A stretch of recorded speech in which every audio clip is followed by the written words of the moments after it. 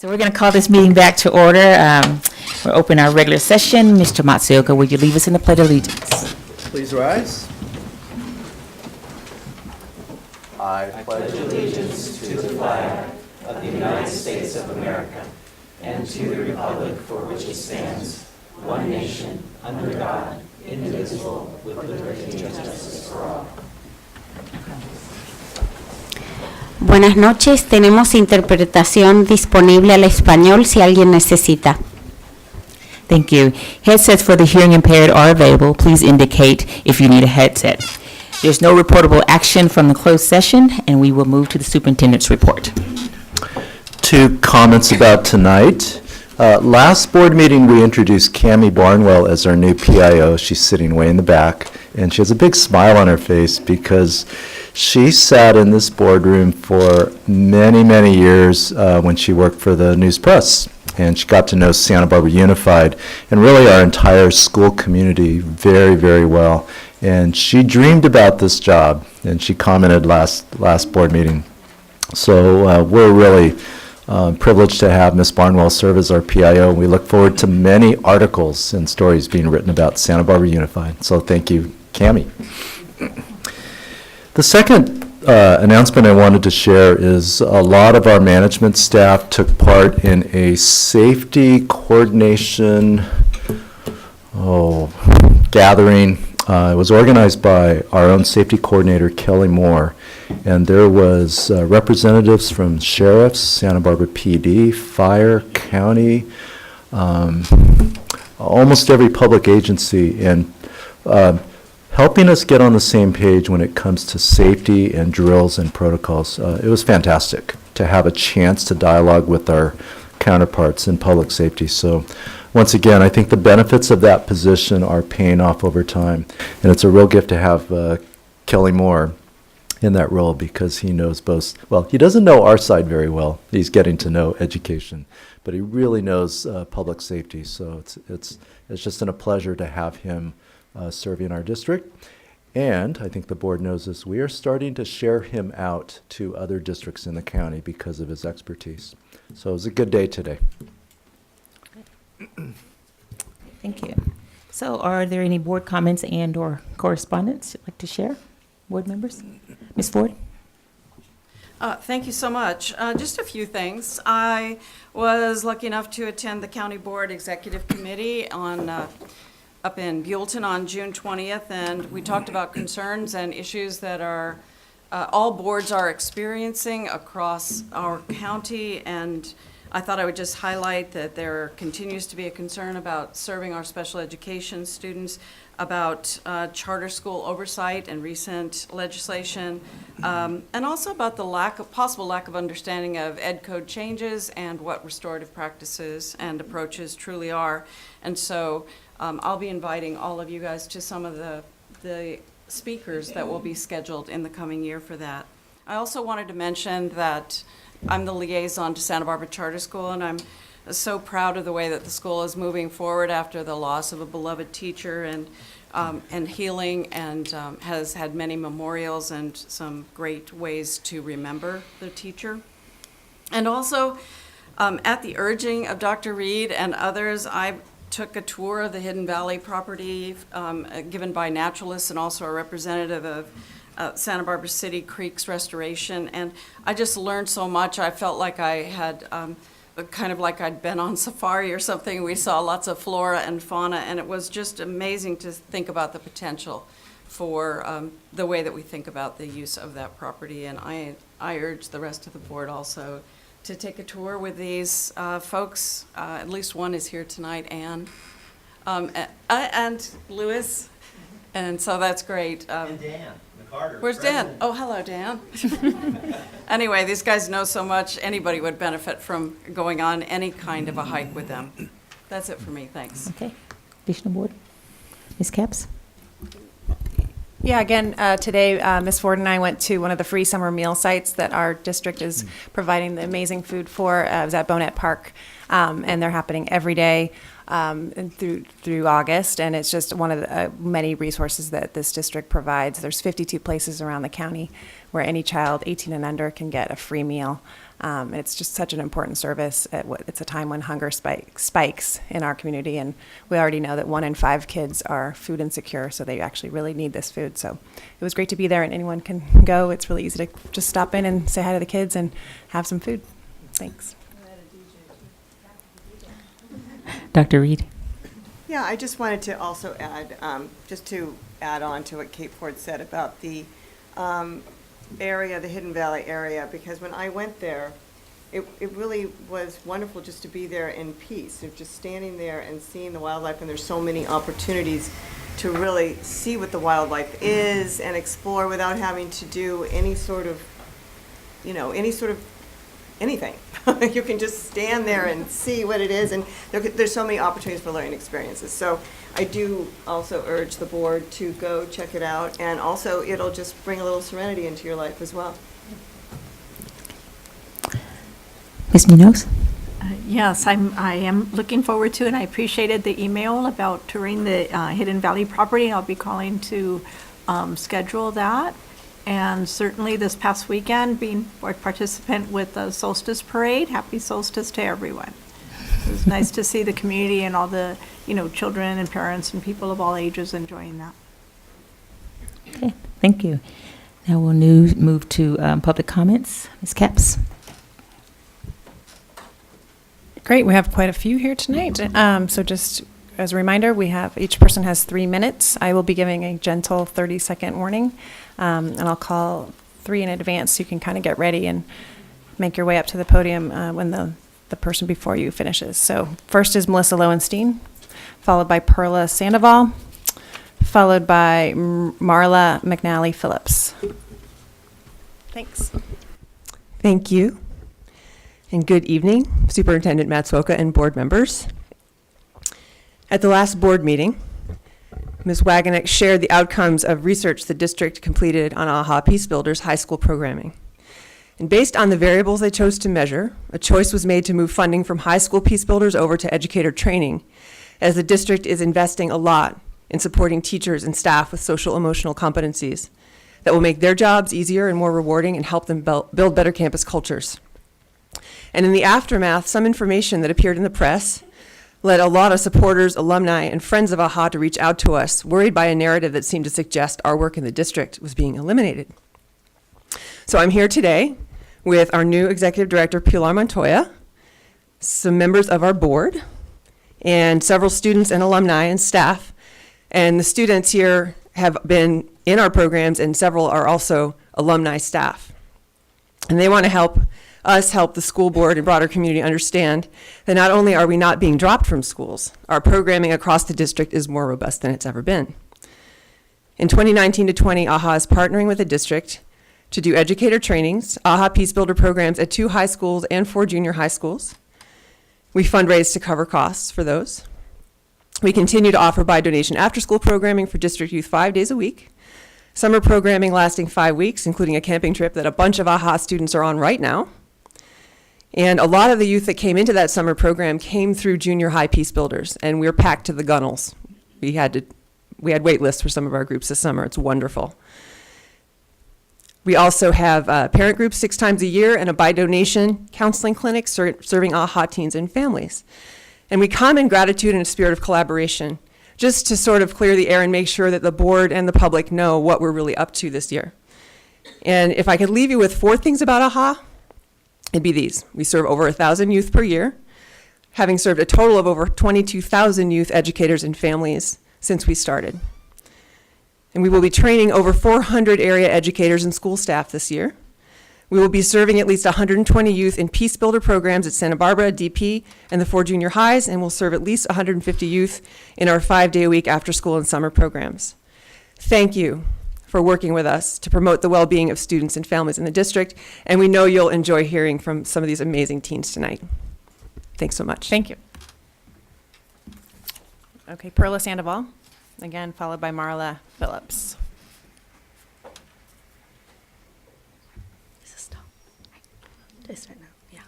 Hi, my name is Perla Sandoval. I was part of the AHA program since I was in 8th grade, and now I'm a 3rd year at Santa Barbara City College. And my total time in AHA has been 5 years as a participant, and then I'm starting my 3rd year as an alumni facilitator. It's important to just know that the Peace Builder program was designed to help teens my age, obviously. I did it for the 4 years I did at Santa Barbara High School. It gave me the skills that I needed to be standing here in a board meeting full of adults, which is a little intimidating, but here I am doing it. It gave me the skills to work along these amazing people who treat me like an adult, because I am just 20 years old and I feel like a baby.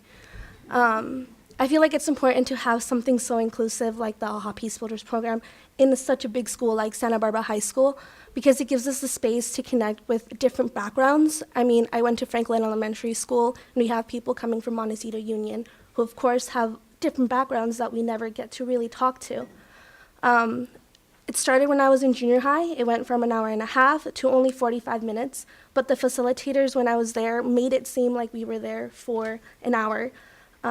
Making sure we all knew each other. They kept us fed, which always is a perk.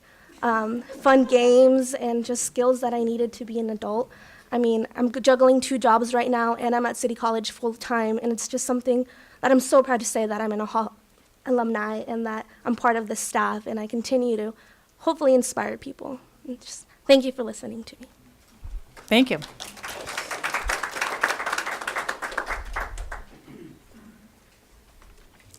Perla, you just inspired me. Good evening. Thank you so much for having so many of our AHA supporters here this evening. We're thrilled to be able to speak to you on behalf of something that's so important to all of us in this room. Well, you guys will all be in with us in a minute. Just hang on. I'm the president of the board. I'm Marla McNally Phillips. I'm the president of the AHA board, and so happy to be so. We have a number of board members here and a couple of new board members. And I think that we are best represented, which is why we put them right here in the front row, by the youth that we serve. You heard how many youth we serve. And I can tell you I've been through almost every program that AHA gives this community. I wish we could invite you all down to be and come into one of our programs, hearing you speak about where you went today and seeing your faces light up. I mean, that's the magic of what AHA does.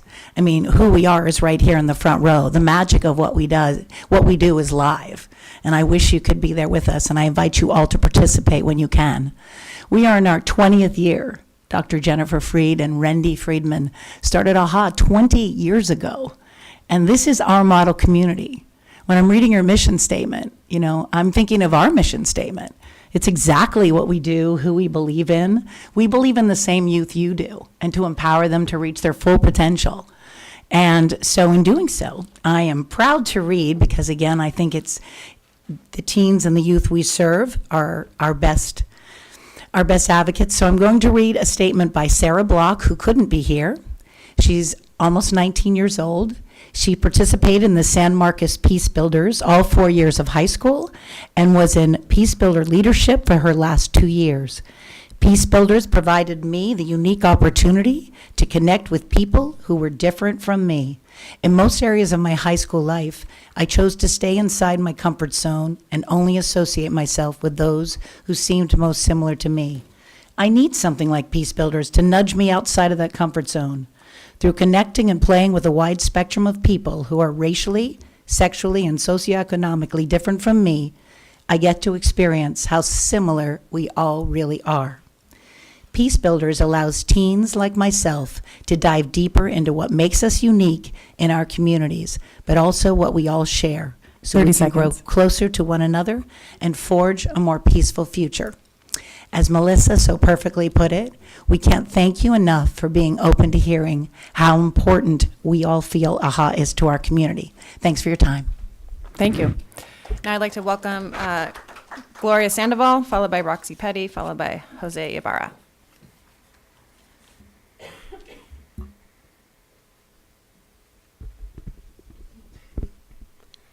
My name is Gloria Sandoval. I am 14 years old, and I am an upcoming sophomore in Santa Barbara High School. I've been in AHA, now going into my 3rd year, and personally the way AHA affected me was very helpful with my self-esteem, coming out of my shell, and especially with my anxiety. It taught me so many ways to deal with meeting new people, building a connection with those that are different, which you've heard before, and giving me giving me ways to deal with my anxiety when I'm not feeling safe in a place. I was introduced to it by my older sister, and I'm so glad she did, because it made me meet new people and just helped me in so many ways I can't describe it like the top of my head. It was just great having this program and perhaps even calling them my new family or just a second family, and helping me with relationships and skills I might need when I'm an adult. And I'm just so glad. And I'm just very happy that I know that they're always there for me and support me and just have my back. Thank you for your time. Thank you. Roxy Peggy. Thank you and good evening. My name is Roxy Petty. I'm the Associate Director of AHA. I also have 4 children in the school district. I have a senior that's going to be graduating from San Marcos High School that's out on our camping trip right now. I have a son who is going to go into his sophomore year at Dos Pueblos High School, Isaiah, which is here today. And I have 2 younger ones that are moving in that direction. So it's my privilege to be able to be a part of AHA and to really see how we impact our youth. And I am going to be reading something from Stephanie Martinez, who just graduated from Santa Barbara High School and wasn't able to be here today. So here it goes. My name is Stephanie Martinez, and I am an alumni participant of AHA Peace Builders. Peace Builders has taught me many skills that have helped me in life. For example, being able to step out of my comfort zone from time to time and being able to socially interact with new people. It has also made me more comfortable in public speaking, and even though I know that there are still ways I can improve with that skill, it opened my eyes to many ways we can help give back to our community, such as picking up trash at the beach or anywhere I see it, helping out the Unity Shop and other ways of service. Most importantly, it gave me, a person who's dealing with 2 mental disorders and has dealt with many obstacles, a safe place to come forward and face challenges, instead of hiding and pretending everything is okay. That is why I am proud to say that I'm an AHA Peace Builder. Thank you so much for your time. Thank you. Jose Ibarra, followed by Rand Rosenberg.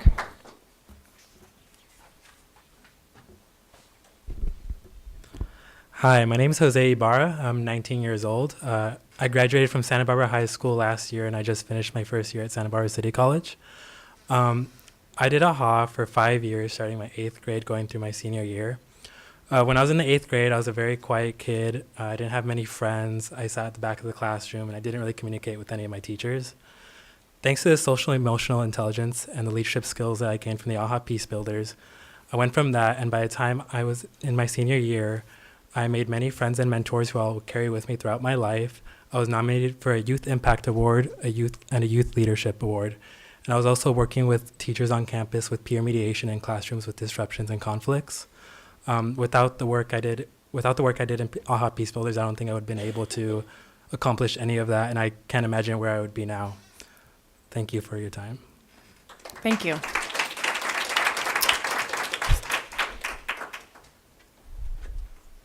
Hi, I'm Rand Rosenberg. I'm a board member of AHA. Usually when I join an organization in that kind of capacity, I really want to understand what it's about, not just from reading or talking to people, but actually experiencing things like that. So instead of joining the board of AHA initially, I decided that I would really prefer going into the schools and actually being part of the program. So I ended up going on the staff of AHA. I was at San Marcos High School for a couple of quarters in the programs, including Peace Builders, so I could see firsthand just how this program worked, because I was about ready to invest a lot of my time in the organization, and I just wanted to be very confident that it was the right thing.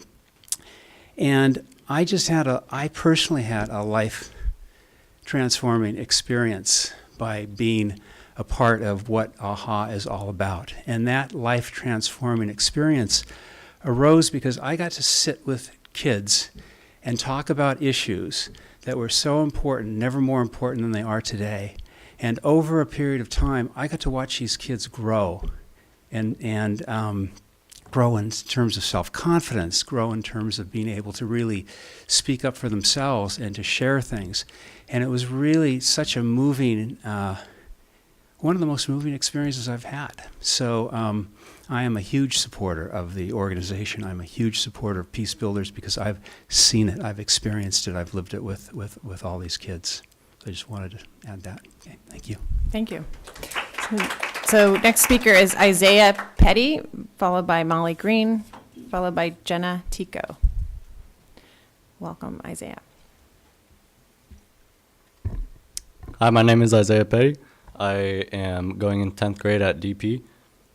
And I started AHA about 3 years ago in La Colina, 7th grade. And before it, I was really introverted and I really didn't know how to express my feelings. So I would usually just keep it all in. And it really hurt me.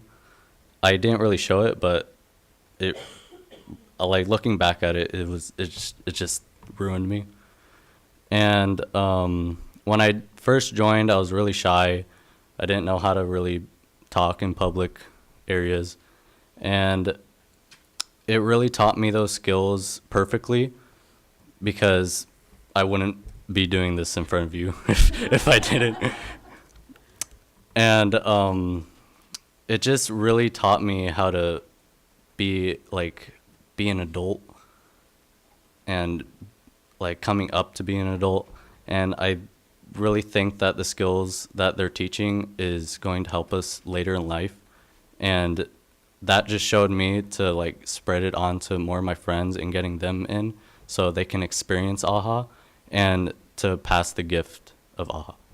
Thank you. Thank you. Molly Green.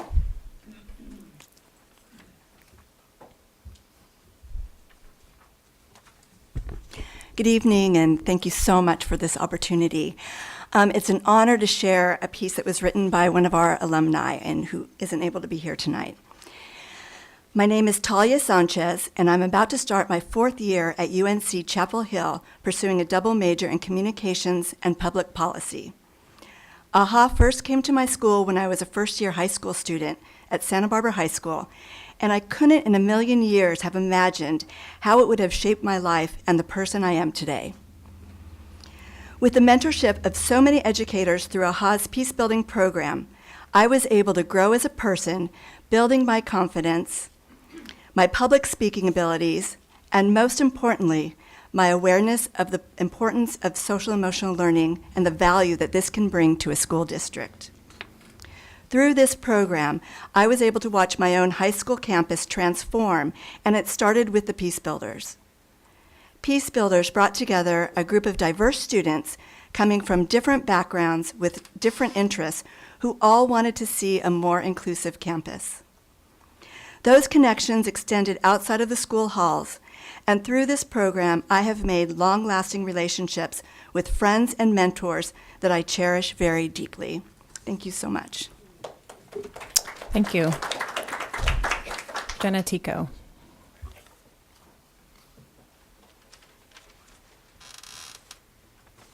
Good evening. Thank you. My name is Jenna Tico. I am a facilitator with AHA. I'm also the grant writer with AHA. And I'm a 4th generation Santa Barbara High School alum. And I just want to say how special it's been working for AHA to share with my cousins and my aunts and uncles, my dad, my grandma, about the impact I see it having on the school that they know really well, and to share with them what it can feel like to be a student at Santa Barbara High through the lens of AHA. And I also have the honor of sharing a testimonial from one of our alum who's a beloved alumni facilitator now. His name is Miguel. AHA. This one acronym has taught me so much from 8th grade up until the end of senior year. I was such an introverted kid with so much hidden potential that I didn't even know back then the things I was capable of. From being able to socialize and communicate better with my peers to being able to conquer one of my biggest fears, singing in front of hundreds of people. If I have learned one thing all throughout these years, it's that we grow as an individual without even knowing it. I've grown mentally, suffering from anxiety, finding coping mechanisms that actually work, and being able to freely express myself creatively. I used to suppress my emotions all the time because it was how I was raised due to a toxic father figure. But AHA had allowed me to set a new bar for myself and taught me the benefits of living life the way I want to.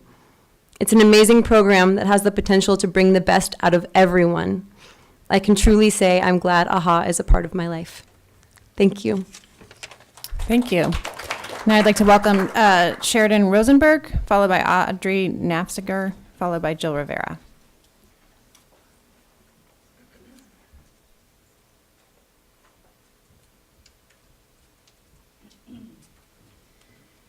Thank you. My name is Sheridan Rosenberg. I just want to make a quick comment. My daughter attended Santa Barbara Charter School for 6 years, and it was the very best experience of her life. It was such an extraordinary environment. So I just wanted to make that comment, and congratulations.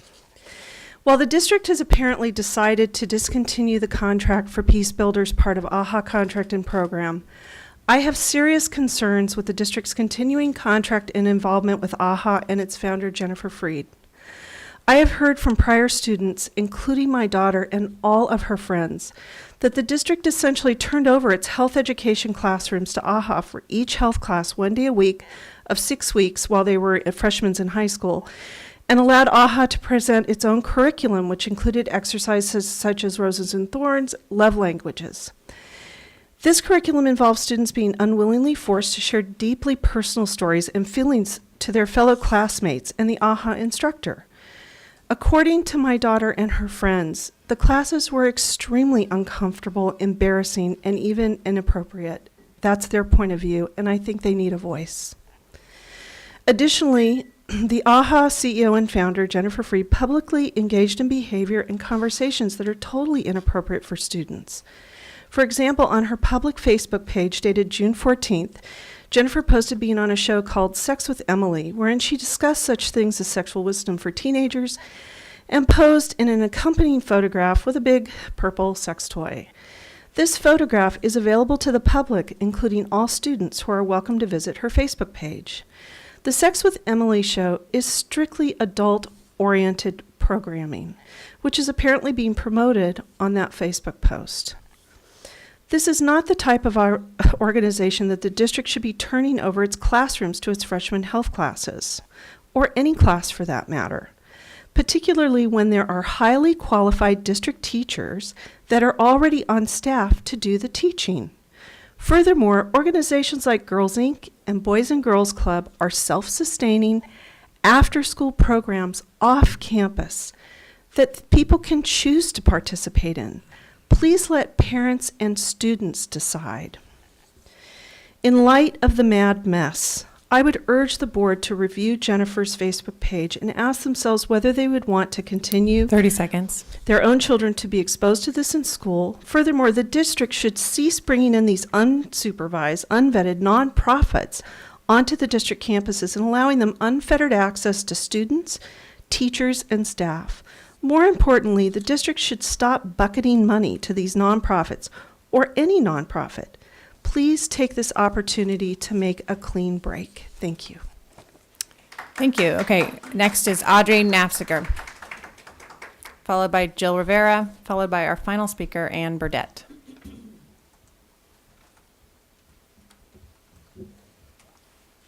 Good evening, board. My name is Audrey Knapstiger. I'm a parent of 2 school-age daughters, children in the district. I'm a 25-year career sex crime prosecutor at the Ventura County District Attorney's Office. I've been a Santa Barbara community member through all those years.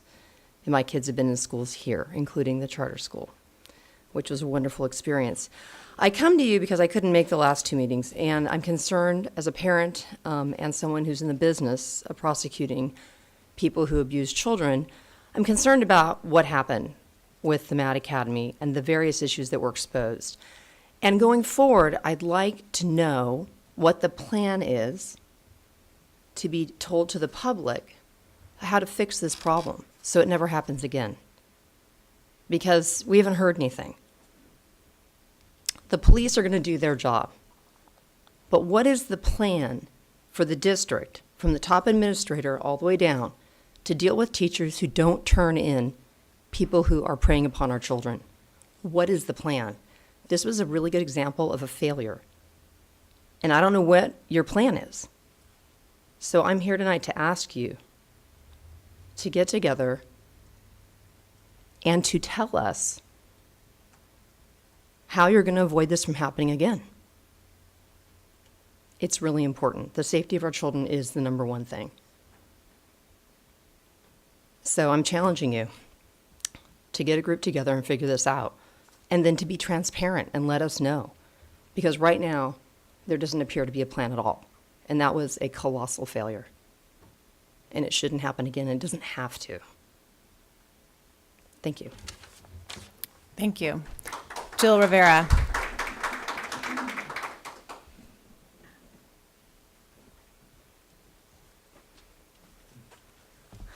Good evening. Oh, here we go. As parents, we expect that organizations that the Santa Barbara Unified School District contracts with, namely nonprofits, will be properly vetted and will be held to a code of conduct that aligns with district standards. I mentioned this last time I spoke because when we're hiring nonprofits, you know, we as parents and stakeholders, we would like to have the assurance that who's ever interacting with our children, whether it's a district employee or someone that the district has contracted with, is held to the same high standard of behavior as all the teachers and staff would be at school. So in light of the recent dismissal of Pablo Sweeney and Dan Williams, as parents and stakeholders, many of us are concerned about what appears to be a lack of vetting and oversight and accountability of the people working for the nonprofits that are hired by the district. The district and this board, we contract with a lot of nonprofits here.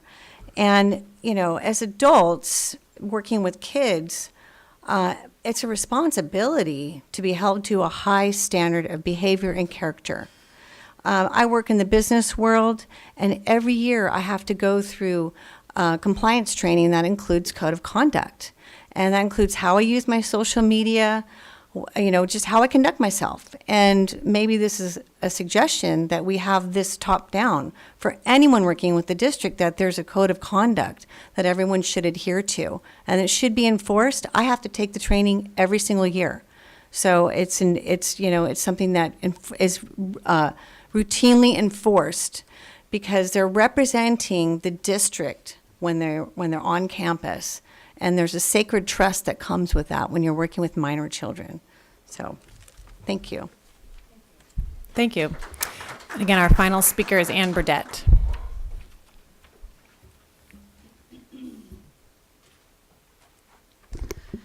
Good evening, Superintendent Matsuoka and board members.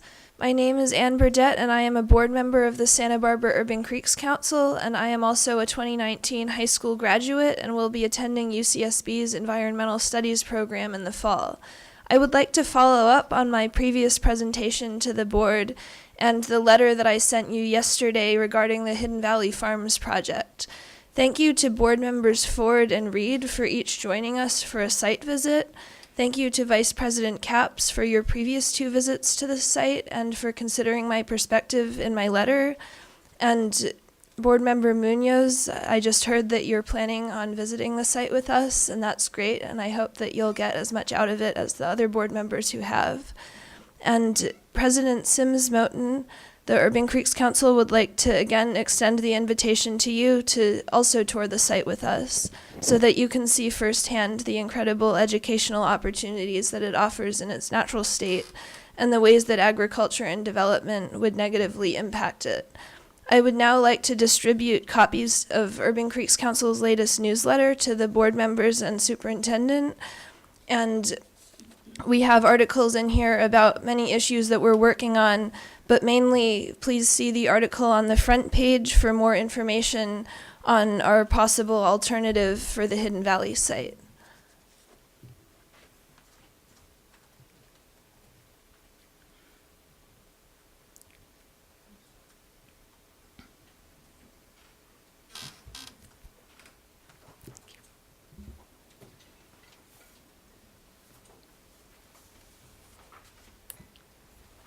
Thank you for your time. Thank you. And that concludes public comment. Thanks, everyone. Thank you. So next we'll move to item D, the acceptance of donations. Do I hear a motion? Sure. I move to accept with gratitude the donations. I second it. All in favor? Aye. Motion passes. Thank you. So next we're moving to the consent agenda. Are there any items with fellow board members would like to pull for discussion? Dr. Reed? Item 14. Okay. Other items that would like to be pulled? No? Okay, so we normally can we can discuss it if it's going to be a short question or. Yeah, I had the opportunity to speak with Dr. Becchio, who's on vacation. He actually called in from vacation. Your mic's not on, or you're not speaking into it. There It's you go. on. Can you hear it? Hello? Okay. So I had the opportunity to speak with Dr. Becchio about this. I pulled item 14. Can people hear? Okay. Hello, can you hear me? Okay. Testing, testing. Okay, so I'll start over. So I had the opportunity to speak with Dr. Becchio, who's on vacation. I just want you to know that someone on vacation actually called me back within like 45 minutes of an email. So I want to acknowledge that, first of all. It was more than he should have done. But I actually just wanted to ask a question because there has been a hiring of 2 co-directors for the Mad Academy. And I had asked for clarification because I understood we had a TOSA position, a 1 FTE position for the TOSA. And so it was split into a co-director leadership. And so, Dr. Becchio, maybe you can, Sean, you can add to that. But it sounds to me like the intent was because the teachers who are working within the academy, the idea was to have a teacher who was involved with the academy be a part of the leadership team. And that it made sense to have 2 teachers who are actively involved work simultaneously and together as like co-chairs or directors of the Mad Academy. So I just wanted to acknowledge that, and maybe you could just speak. That seems that is that a way the district is kind of moving in some directions in terms of perhaps splitting a TOSA position as a teacher and a leadership role. I'm just curious, is that something that's a new trend perhaps? Thank you for the question. No, to put it bluntly. And I want to clarify a few things just in terms of terminology and construct. So when we talk about academy directors, even though we have that word director in there, they're not management positions. They are effectively TOSA positions. So what is more typical of our larger academies, which have multiple hundreds of students enrolled, is there might be a director, but sometimes there are even more administrative duties or different kinds of administrative duties that may also be assigned to another teacher. It's true for VADA. Both MAD and VADA are partnership academies, and there's certain reporting requirements to the state that may or may not be done by the primary director. Just that's an example of some additional administrative duties that might be given to another teacher on special assignment with maybe less release time. So the reason for the split at MAD is really multifaceted. It has to do with just the juncture that MAD finds itself in terms of its programming and its design and things that are being explored for future design. It also has to do, actually, in this case, specifically to MAD and Santa Barbara High School, with the number of dual enrollment courses that a teacher can serve as an instructor for, depending on whether they're instructor for CC or instructor for SB Unified. So things that are, that don't readily meet the eye. So it's kind of a unique thing. It's not. It's a good question because it allows me to kind of clarify that point about folks that we refer to as directors actually technically being teachers on special assignment as a job classification, and also the fact that this is a unique construct for MAD. Thank you. Okay, Ms. Ford, was there one you wanted to pull, or you get ready to make a motion? There you go. Just wanted to make sure we were completed that item. All right, I'll accept Moving right that motion. along, I All make a right. motion to accept the consent items on the agenda. I second that. Yes, ma'am. All in favor? Aye. Aye. Aye. Okay, consent agenda. So that moves us to our action agenda. Make sure, oh, no, I'm sorry, we have a public hearing on Every Student Succeeds Act, the federal addendum to the Local Control and Accountability Plan, the LCAP. Public hearing, Ms. Carey and Dr. Ramirez. Hi, good evening. Good evening, Dr. Sims-Moten, Board. Did you want to? This would be a public hearing as per statute. This is as the name implies, an addendum that provides additional information relative to federal funding and how it complements and supports efforts relative to our LCAP, which you'll see a little bit later in our action agenda. But since this is a public hearing, just wanted to frame the conversation in that regard. I don't see any requests to speak on this item. Are there any on this item? So this would be F1. I wasn't sure if this was for this or later, but. Yeah, we have a request for the LCAP. Is that for later? Thank Okay. you. All right. Great. Thank you. Any questions from the board regarding this item? Okay. So noted. So I guess we can close this part of the public hearing. Thank you. Thank you. Okay. So we will move to the action item G1. Ms. Jate, adoption of Resolution 2018-19-64, the Education Protection Act, and approval of the spending plan for the state EPA funds to be received in fiscal year 2019-20. Thank you, Madam President. I'm going to turn this over to the Director of Fiscal, Lacey Preston. Good evening, board members, superintendent, and cabinet. Proposition 55 was approved by the voters of California on November 8th, 2016, and continues the funding of the Education Protection Account through December 2030. Part of the provisions of this proposition is that we do the following items. The spending plan must be approved by the governing board during a public meeting. EPA funds cannot be used for salaries and benefits of administrators or any other administrative costs. And each year, the local agency, must publish on its website an accounting of how much money was received from the Education Protection Account, EPA, and how the funds were expended. So this right here before you is the web posting that we will be putting up tomorrow after the board meeting. And it shows you for the year 17-18 how much we spent on EPA funds, or how much we spent out of the Education Protection Account, and that we spent all of that money on instructional salaries. And the next column over is 18-19. This is what we're estimating to spend. And then the final column is 19-20, and this is our plan, and we're planning to spend all the money on instructional salaries. So now I would like to ask the board to adopt Resolution 2018-19-64 and the spending plan for the State Education Protection Account for funds to be received in fiscal year 19-20.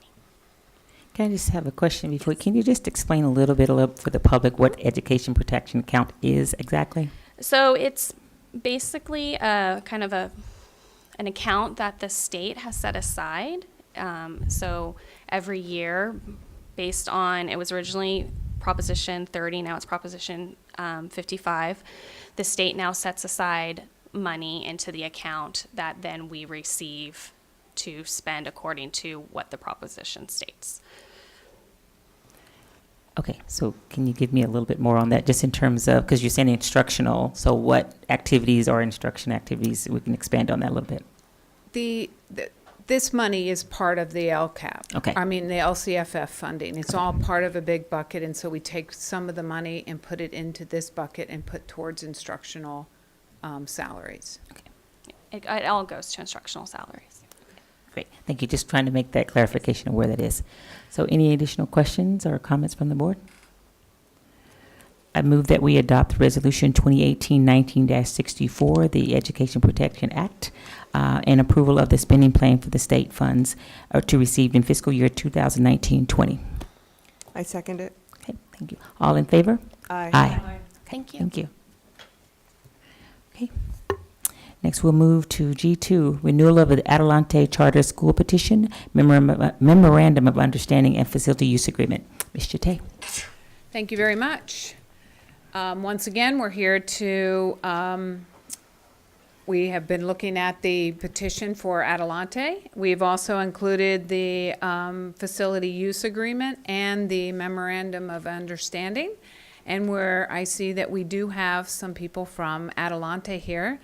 But basically what we're here is to pass a resolution approving the petition and then approving the FUA and the MOU for Adelante for a 5-year period from 2019 to 2024. Okay. Any comments or questions? Ms. Ford. Thanks. Mr. Shea, in the narrative we were given, there was some reference to administrative review of different parts of the charter. And so I was wondering if you could just describe what the process was for having, I'm assuming, cabinet members sort of look at different aspects of the charter itself, and how it was all comprehensively put together. Sure. So what we do is we divide it out. So I get all the finance, and you don't want me looking at instruction. So we farm that out. We look at the special ed part of it.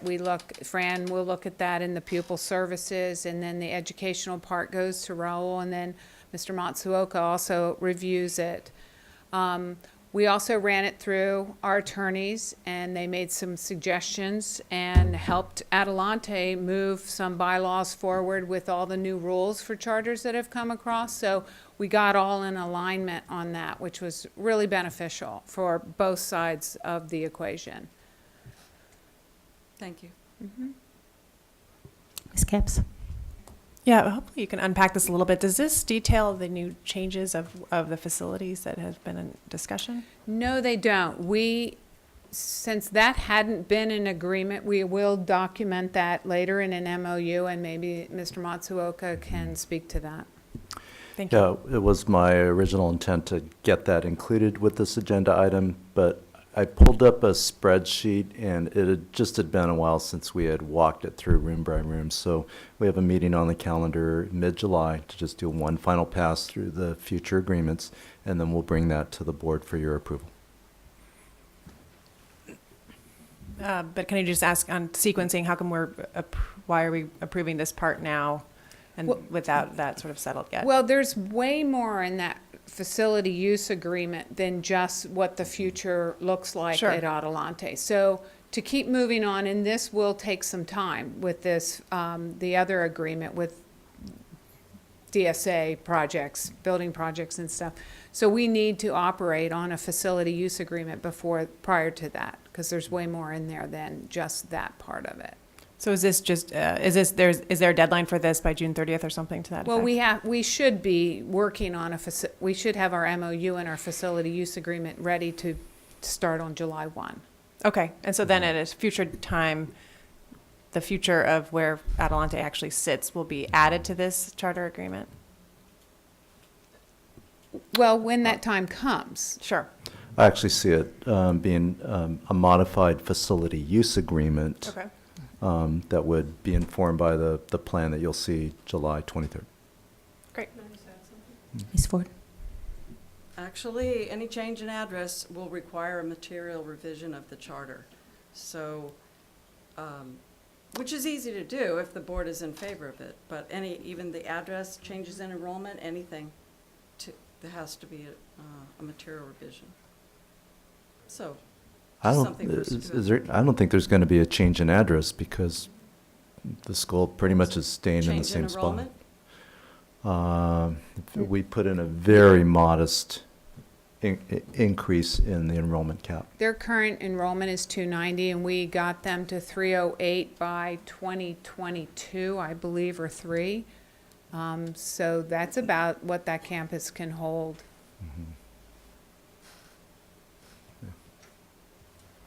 Thank you. I mean, I just, again, just was trying to look for that in a lot of this language, and I didn't see it, and so I just wanted to make sure that, I don't know if it needs to be reflected that this is coming up, but I have every assurance that it will, and it seems like a really good, productive process, but I didn't want this to be approved without some acknowledgement of major changes that are on the horizon. Good changes. Yeah, well, I see Dr. Batista sitting in the audience. I see board members. I mean, we've been on a 9-month process, so, I mean, know that that will come before you in 4 weeks. Thank you. Do I hear a motion? I will make the motion for the renewal of Adelante Charter School petition, Memorandum of Understanding, MOU, and Facility Use Agreement, FUA. My second. All in favor? Aye. Can you do also the resolution? The resolution 2018, or it should be 2018-1965? That's a resolution to actually pass the petition. I'm to not approve seeing the that here. petition. It's not here, It's but not so here. moved. Well, wait, it's not I here, mean, right? it's not listed on our agenda. Yeah. It's the very first agenda approval, the resolution. I'm looking at the board, the documents. Oh, There it is, right there. Yeah, the That's not confusion here. is just not listed in the Right. board agenda list. Right. So why don't we redo the motion Yes. to approve the resolution, and you can read the number off the screen. so I so move the resolution number 2018/1945, Board of Education, Santa Barbara Unified School District, approving the renewal of the charter petition for Adelante Charter School. Is that 1965? That's 19-65. Sorry, 65. Okay. Thank you for that. I'm sorry that wasn't in Yeah, there. Okay. So, with the new and amended motion to include the resolution. Do I hear a second? Okay. Ms. Ward, all in favor? Aye. Oh, goodness. Okay. So now we'll move to. Okay. So this is next to G3, adoption of Santa Barbara Unified School District 2019-20 fiscal year budget. Mr. Tay and Ms. Lacey are probably going to be discussing. Okay.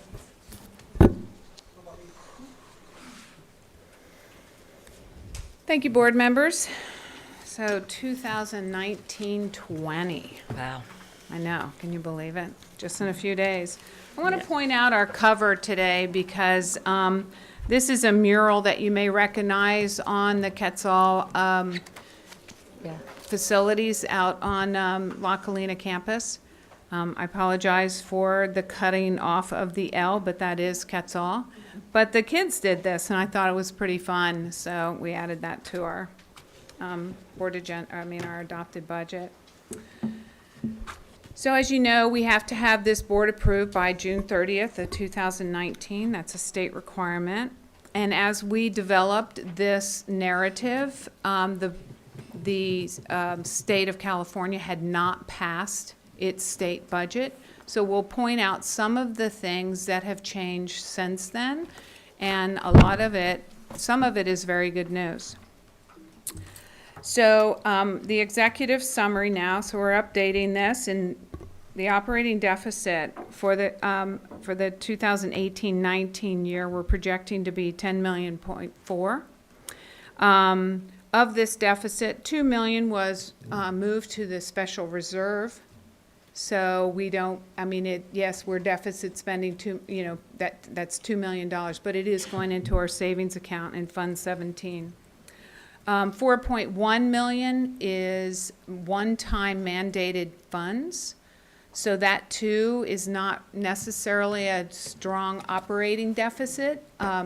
because it's one time. Yes, it is operating, but I don't consider it a continual operating deficit. And then we typically end the year a little bit better than, even though we've been working on this and keep reducing the estimated actuals for 18-19, we still have a lot of encumbrances going on in there, and we're not sure if people have put in, other departments or sites have put in encumbrances that will not be used. So we're usually about $2 to $2.5 million higher. So you should see a better ending result for 18-19 school year for the operating side of this budget when I present to the unaudited actuals in September. So let's take a look at the local economy. We're still using the same property taxes that we used at well, they were as of April 4th. And so, because we have nothing new. Usually those two come in a little bit higher, and I understand when I was meeting with CDE that that is a very common thing for the auditor treasurer's office to hold on to property taxes until the end, because they don't want to give you or estimate or project more than you will actually get so that you don't spend it. And with that debacle that happened at second interim, I'm all good for that. I'd rather have it come in as a surprise a little bit. The state outlook is pretty good. Governor Newsom thinks that we're going to have a slowing down of the economy, but we've been hearing that for a long time. And I think that people are just trying to project, like, be careful, we don't know what's going to happen. However, just reading the articles from SSC a couple days ago, they came in higher by $603 million. Which is a bit over 6.7%, greater than their projections. So that's good news, and so let's just keep on hoping that that continues. The federal government, they have a budget proposal as of March 11th. I haven't heard much on that lately. I don't get as much information about that as we do the state government, or the state budget. But our president has decreased those three items there, the 21st Century Community Learning Centers, student support, academic enrichment grants, and supporting effective instructional state grants. Also, President Sims Moten sent me an article today regarding the president is also looking into increasing the poverty level, which will have an effect on our food service department, our Title I funds, if that goes into effect, and which means students of ours who once qualified for free and reduced may not qualify for free and reduced, and also medical insurance for these students. So we'll keep an eye on that also, and I appreciate the email from Ms. Sims Moten, because I had not seen that. So thank you. Legislative update, still the split roll tax measure is still trying to head to the 2020 ballot, but I understand from Sacramento that this is just a ploy to get something else. So they don't really think that this will happen. So I was excited about it, but I don't think it's going to happen. Assembly bill, and I still didn't correct this, 48, it's supposed to be 428 with special ed funding. This did come through, and we're really excited about this because this puts more money into special ed. The first is that they equalize AB 602, which is the state funding from special ed. And we were in their SELPAs all across the state of California are all funded at different levels. And we are funded at currently about $527, and now we're going up to $557. So that's a $30 increase for each student in our district, not just our special ed kids, but district-wide. So that's about $500,000 there. So that is not in the budget, okay? And so why am I telling you about a restricted money when I'm talking about the operating deficit and this, the unrestricted side is because special ed has an effect on the unrestricted side. So whatever money that we get for special ed, that's a good thing. They also approved students with IEPs who are in preschool. They're anticipating a $9,300 per kid in preschool. We have no funding for preschool at this time. So we're providing special ed services to about 104 students as of 18-19, and now we will finally get money for these students, which is really good. That's about close to $1 million. It depends on how many preschoolers we get for 19-20, but this year we had 104.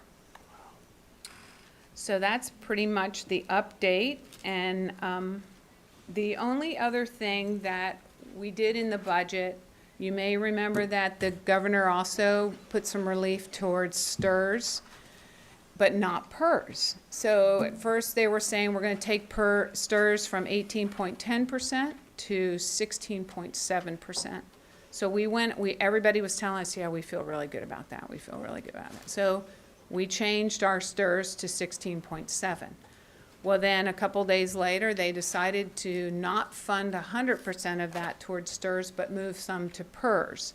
So we did a quick calculation. So we've over budgeted for PERS, and we've under budgeted for STRS. But a quick down and dirty, we're about even. So overall salaries are about, and statutories are, there's no real difference in the funding, sorry. So we will fix that before payroll hits in July. And but there won't be any kind of change in the salaries at that time regarding that. So now we're going to move on to the unrestricted revenues, the changes between estimated actuals and adopted budget, 1920 adopted budget. So the property taxes for 1920 are projected to be 4%. Except the RDA, we do increase a little bit more, more like 10%. But as the debt on the RDA gets paid off, that will stabilize. And once the debt is completely paid off, which is June 30th, 2019, that won't rise as quickly as it has been. So I'm anticipating that they have one more project in the redevelopment agency. And so once that gets completed, that will roll into our secured or unsecured, I forget which one it is, but it will roll into our big property tax bill. Right now it's separate. Secured. It's secured. So we should have a slight increase for next year. Other state revenue we decreased as a result of the mandate block grant. We no longer get the one-time funds. Governor Brown was really good about doing one-time funds to us so that he wouldn't overextend himself. Newsom didn't really continue that. So we do not have any mandated funds in the 1920 budget. The salaries and benefit projections, this is a net effect for the 2% increase we're giving for 1920, the increase and decrease of statutories, and then we have a reduction of 4 FTEs in that budget. So that's the net effect. Our books and supplies, we're spending down our little bit of mandated money in that area, in the 4,000s and in the 5,000s also. Our costs of property and liability insurance went up, and as our budget goes up, our routine restricted maintenance requirement goes up also. It's based on actually the actuals from 2017-18, which it was interesting that someone finally did an article on that because at SSC because we were calculating it wrong. But it wasn't a big difference. So that's been corrected. We also have an indirect decrease causing the direct costs to change. Contributions, our local contribution went up about $3 million. A lot of this is due to the 2% in the statutories.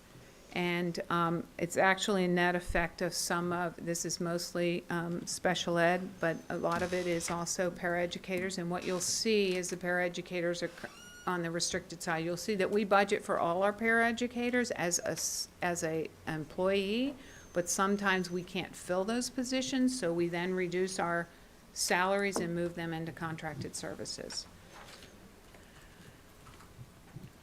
So I'm on page 7, Brian. So as you can see, the deficit is, the operational deficit is pretty large. Went from 10.3 to 10.7, but from estimated to it increases over the next year. So we need to make some changes, obviously. Adopted budget for 1920 has no contribution to Fund 17, our savings account. So we note that. Restricted activity. On the restricted side of the budget, we're required to move 3.1 million of our property taxes into our special education, which should happen. There are students over there. We have a decrease in the Title I funds by 10%. We do this every year because we never know what the federal government is going to say. By mid-July, we should have the actual number, and we're hoping that it does go back up from the 10% reduction up to the full 100%. We have some funding decreases for career tech and education incentive grants. I'm not sure exactly. I couldn't understand if the CTE grant was increased, or I've gotten mixed things in there. They're going to continue it, but I couldn't get, yes, it's continued and it's this much. Haven't found that out, so hopefully there's some increase in funding there. Salaries and benefits, again, are due to the 2% and the statutories increase, and the net effect of some reductions on the restricted side.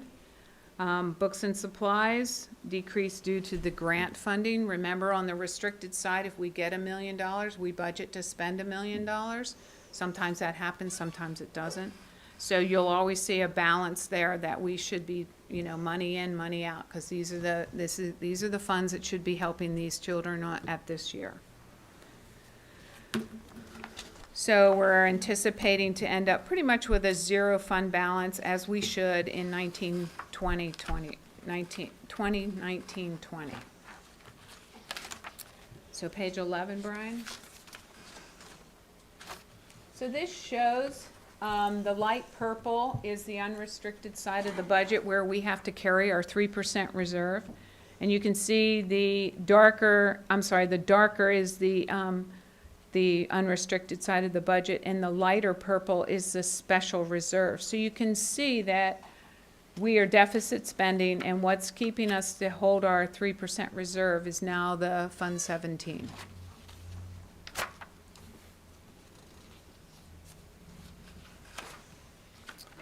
Let's move on to page 13.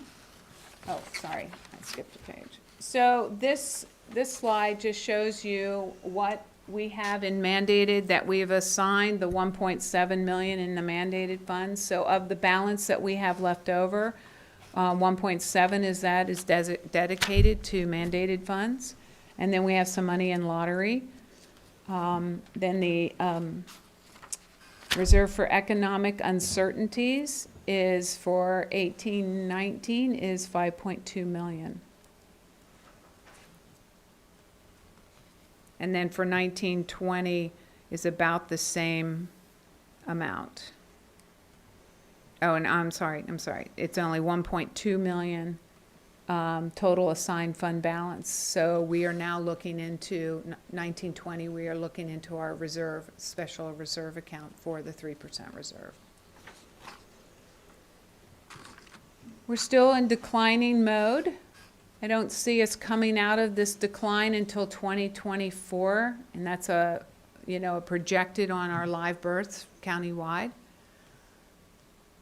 So we're still continuing to decline. Insert a comment here. That's a really important data point. most times you would be distressed, but that's partly why we're a community-funded district, also known as basic aid. And I just ran a number from 2016, and then I projected out not all the way across to the right, but those years of minus 2% enrollment kind of struck me just looking at it. So if you go out to the 23-24 year, we will decline 10% of our enrollment from 2016. That's pretty significant. Now, the financial benefit of that is as we lose kids and our revenue stays steady with property taxes, we need to take advantage of that by just staffing smart. And I'll give you an example. We work hard every week to staff our schools, and our elementary schools, we decreased our staffing by 6 teachers because we lost, I don't know, about 130 kids. So just know we're taking advantage of that. We wish we could take that money and invest it in, just program growth and all kinds of things. But I think that's going to be, in a way, you can see the negative enrollment as possible helps with balancing the budget. Okay, so I will let Ms. Preston take over with the multi-year projections. Okay, I'm going to go over some of the assumptions that we built into the multi-year projection. Meg has already mentioned some. We have built in a 4% growth in property taxes for every year. Oh, sorry. Go down one more, Brian. That's perfect. So we have a 4% growth in property taxes for going out to 2021 and 21-22. We have put in a reduction in federal funding for the title programs due to our decreasing ADA, which we just discussed. We have just 2 FTE staff reductions relating to, sorry, I'm going to mess up this word. Attrition. Thank you. We have also put into the multi-year projection increases due to step and column and increases due to the PERS and STRS rates, which are always changing, but we kind of go with what School Services of California is projecting on their dartboard. We have put in the reductions due to the changes in the one-time mandate expenditures. And we have also put in reductions to books and supplies and services. So as our federal funding decreases, we're also decreasing in the book supplies and services to keep those funding sources equal. And then also as our STRS and PERS rates increase, we're doing reductions in the book supplies and services also to help try to offset those increases.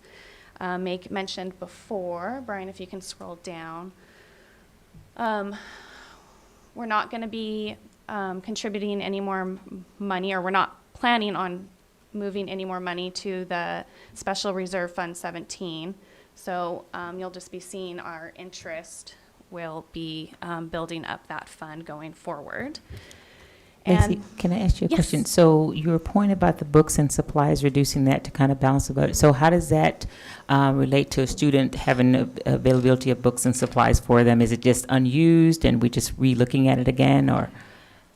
So a lot more of it is more in the services area, and kind of, I mean, we're not going to take any instructional materials away from the kids. ETS has been working really hard on getting our iPad leases more down to a reasonable rate, so that'll also help in the future years as we go more towards having the instructional materials on the iPads.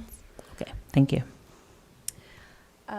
So if you look out at 21-22, as Meg mentioned before, we are now fully relying on the Special Reserve Fund to meet our 3% requirement by the state. So we will continue to work together as a team to try to figure out what we can do to address the deficit going forward. And if we do end 18-19 better, that all just flows right on through the budget and will help and we continue to look for more places to reduce. So in September, will we have that update in terms of that? Yes, because September will be our unaudited actuals. Okay, thank you. That's all I had for multi-year, if Meg wants to add. Oh, sorry, unrestricted. Okay, if you can scroll down, Brian. We did, we wanted to also show kind of just the unrestricted side of the multi-year projection. Because this really, like as Meg was mentioning, shows our kind of more of the operating budget for the school district. And so we've removed all the restricted funds, and now we're just focusing on the unrestricted. So this is where we'll really be kind of drilling down and looking to see what services can be changed to kind of get the deficit to be better. So it's like you can see in 17-18, our services were 15 million, but 18-19 we're up to 18 million. So, and then 18 million again, 17-16. So we're really going to be working on seeing why there's such a big difference between the actuals and what we're budgeting. And Brian, if you can scroll down, this was our first time doing it, so I'm going to just point out some errors, and we'll be fixing them going forward. The line for the state recommended 3% reserve, that should have been on the total restricted and unrestricted expenditures, so that line isn't accurate. So we'll be updating that, and then that also is flowing down to making our percentages be inaccurate, but they are accurate on the combined MYP. So that will be fixed going forward. Thank you very much, Lacey. So we have one more item that we want to talk to you about, and that's on page 17, Brian, and this is about food service. So food service has been amazing for the past couple years, but I think that we've had some issues, and they're at a crossroads right now. And as you may remember, that last year when we ended the year, they were negative at the end of the year last year, and we thought we were going to work very hard and get that back up to a positive, but what hit us are three major things. One is the cost of employees is hard, and Nancy has quite a few employees. She runs an amazing program, and she does a lot with all our neighbors and our vending and also feeding our students. And preparing fresh vegetables and cooking from scratch is labor intensive, but it's worth it. But we have to get her budget under control. But the biggest hit she had this year, which she did not know was coming, none of us did, was that 3 of our high schools were under program review, I think they call it. And what they have to do is, usually our Title I schools, everybody just grabs a meal and they count them up at the end of the day and say, we had this many meals. But when you're under review, they want to count. So the kids would have to come in and enter their ID. Well, they're not going to do that. The line's really long. They only have 5-10 minutes to get to class. So she lost some revenue there, and it was about $300,000 to $400,000 she's anticipating that she would have had we not been all 3 schools at one time. So they're finished. So hopefully the numbers kept up, and our president doesn't change the poverty level. So if that all happens, then we should be at least $300,000 to $400,000 higher next year, which should pretty much help her out quite a bit. So we have done some things already. First of all, she really is the only accounting, she has, the food service has an accounting tech upstairs in the food service department. So we've taken Liz and moved her out to North Campus, and she will be directly reporting to me. We also have looked at a hiring freeze. Nancy can replace, but she can't hire right now. And then we're evaluating all her contracts to make sure that there's no, we haven't missed something in the calculation of what we should be charging like some of our outside vendors. So we will be doing a major relook at food service this year, starting, I just got all the contracts today, and there are quite a few. So we will be doing an analysis on those over the next couple months to make sure that things are going the right direction. And if not, we'll change them.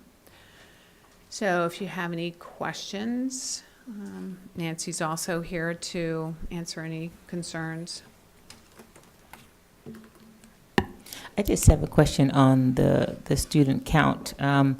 Is there a process that we can have ongoing where they can put their IDs in? It's just part of the process and not just when we're getting review? Thank you, sorry. So it was a perfect storm of 3 of our high schools hitting at the same time when the demographic changes within 5% either way. Usually we have 1 elementary school a year that needs to reapply, and this year we had 3 of our high schools. Going forward, if the demographic doesn't change, then like we have been enjoying breakfast for all in all of our schools for many years, then the numbers should, we lost about $400,000 last year at nutrition break at the high schools because kids didn't want to stand in line and they only have 8 minutes. So, you know, heading into this new year, kids will be able to come in. The flow is much easier to manage and our numbers will go back up. Thank you. Sure. Any other questions, board members, on this item? Or just at this point? I mean, you can ask any time, but since Nancy's there. Ms. Oh, Ford? no, not for Nancy. Okay. No. Okay. Thanks. Thank you. No, okay. Yeah. Thank you. Okay, it's open for questions. Ms. Ford? Thanks. I just looked it up, and the poverty maximum salary for 4 people is $48,000. And if we know what it's like to live in Santa Barbara, changing that would be devastating to a lot of our community. It's terrible. I just wanted to ask Ms. Jette, if you know what the average amount, percentage for salary and benefits is across the state, since ours is 81.3. It ranges between 82 to 87%. That's what I've seen lately. So we're on the low side. One thing I didn't mention, and this is unrelated to your question, but it just popped into my head. You know, we got some new language in Ed Code that says that any charter school that's State Board of Education approved, you only pay for your own kids that are going to that charter. That got approved. It's in the it's a trailer bill in the 2019-20 bill or legislation, and so it's AB 75. So that will hopefully decrease also our in lieu of property taxes, which will help. As I calculated at P1, it was about 400,000, but their ADA has gone up. So I don't know what kids are going, how many of our kids are going to Olive Grove. But that too will help us out in our deficit. Sorry, I forgot to mention that earlier. Ms. Capps? Thank you for this, and thanks for the summary. I appreciate that you flagged our attention to food services. And my first question is, are there other areas that maybe weren't quite as stark as that, but that, you know, sort of stuck out as a problem or something to watch going forward? Any rising costs that stood out and a reason why we are where we are? Just in a brief conversation with Nancy, I believe that the projections for things that she's doing. All right, just before you, not in food service. Oh, I'm sorry. So I'll restate it more clearly. I appreciate the flag that this program is under 700. Are there other areas that also cause some concern that we should be aware of that didn't make it in your summary, but that you are keeping an eye on? I'll speak more broadly. I appreciate that you have some action items for things that we're going to do in food services. Do you have those for others, given the reality, like cutting down on travel or some other examples that you're going to be really mindful of? Well, I think what all of Cabinet is really kind of excited about, we've designated every first and third Friday of our Cabinet to the budget only. So we're going to get a lot of traction in our budget. And when everybody gets back in July, we start those. And I'm really excited about that because Cabinet doesn't hear all of what's in the budget, you know, because it's $174 million budget, $176 million budget. There's a lot to that. We look at specific things, and of course, 82% of our budget is salaries. And with the increase of pension and things like that, it's tough.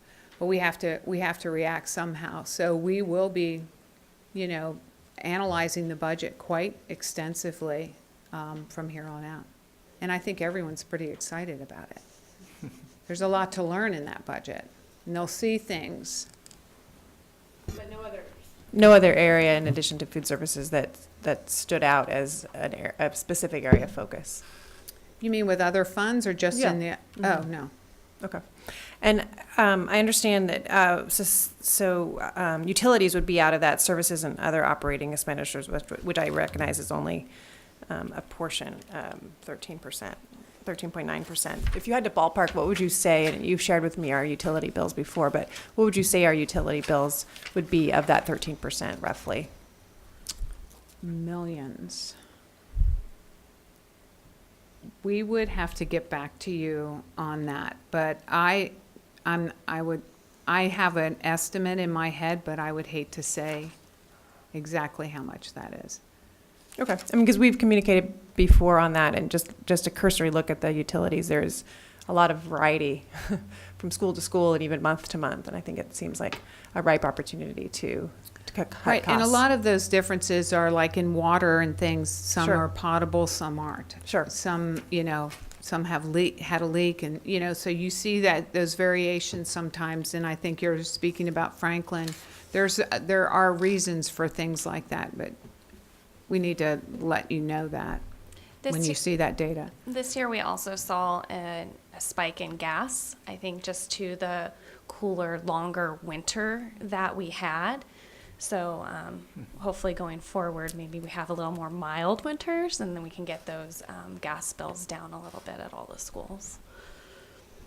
Thank you. Thank you. Dr. Reed? Yeah, just to reiterate, you had mentioned 82% of the district's expenses are is salaries. So it looks like probably a lot of focus is going to be looking at the student-teacher ratio in terms of hiring and staffing on those meetings that you're going to be having. So, yeah, and the team is already working on the staffing meetings. I mean, they spend, I think it's every Wednesday in staffing meetings, and I'll pop in every once in a while, but there's a lot of time spent on that. And it's real, you will see changes come first interim, because as we were building this, they were still working on staffing. So things, you know, have changed. And I mean, Mr. Matsuoka just said that 6, we only have 4 in the budget. So right, you know, the minute we put this to print, we're wrong, because they are still working on it. And they will continue to do so. Thank you. Additional questions? Comments? I just want to appreciate certainly the budget being put together, and then certainly your executive summary of doing that. And I think it's important that maybe in some of your future comments to the questions of the board, maybe that's can be included as part of your summary, and looking at are there areas that are also, you know, that we're keeping an eye on, such as the things that are going on with the utilities. So maybe that's can be something in your future executive summaries that therefore letting us know what potential things are coming down. Okay. Thank you. Thank you. Good. Okay, so I move to accept the adoption of the Santa Barbara Unified School District 2019-20 fiscal year budget. second. All in favor? Aye. Aye. Thank you, Mr. Day Thank and you. Macy. Okay. We are now moving to G4, approval of tentative agreement with California School Employees Association, CSEA, and the Santa Barbara chapter number 37 regarding licensed nursing services. Ms. Peak, thank you.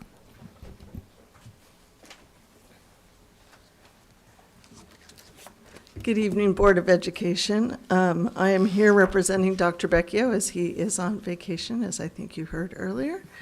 The first item I bring before you is in regard to an agreement that was reached with CSEA in regard to our LVNs. As I think you may or may not be aware, we have experienced quite a bit of difficulty in our recruitment of highly qualified LVNs. We offer a lower rate of pay as well as less work days compared to quite a few in the private sector. So basically what we have reached an agreement with CSEA on brings us into some parity so that we can compete. It also adds an additional type of LVN called, let me see, I want to call it an LVN 2, and I don't think that's what they're calling it, licensed nurse 2, which works with our high need students. Questions or comments from the board? No comments? Thank you. Do I hear a motion? So moved. Second. All in favor? Aye. Thank you, Ms. Peak. Thank Actually, you. Yes. Okay. Actually, you're going to stay up there till for the, G5. Approval of tentative agreement with California School Employees Association and its Santa Barbara chapter number 37 regarding a creation of a new job description, assessment and accountability specialist. Good evening again. So what you have before you is another agreement that was reached between CSEA and its Santa Barbara chapter 37 regarding the creation of a new job description, assessment and accountability specialist. The work is aligned with the job description. It is a new job description that's helping with assessment and accountability. And I'm here to answer any questions you might have in regard to it. Any questions from the board? No questions. Do I hear a motion? So moved. Second. All in favor? Aye. Thank you very much. Thank you, Ms. Peak. All right. We have You have, there's some more questions to speak. one public comment, yes, please, on this agenda item. On the LCAP, Holly Gill, please. Thanks.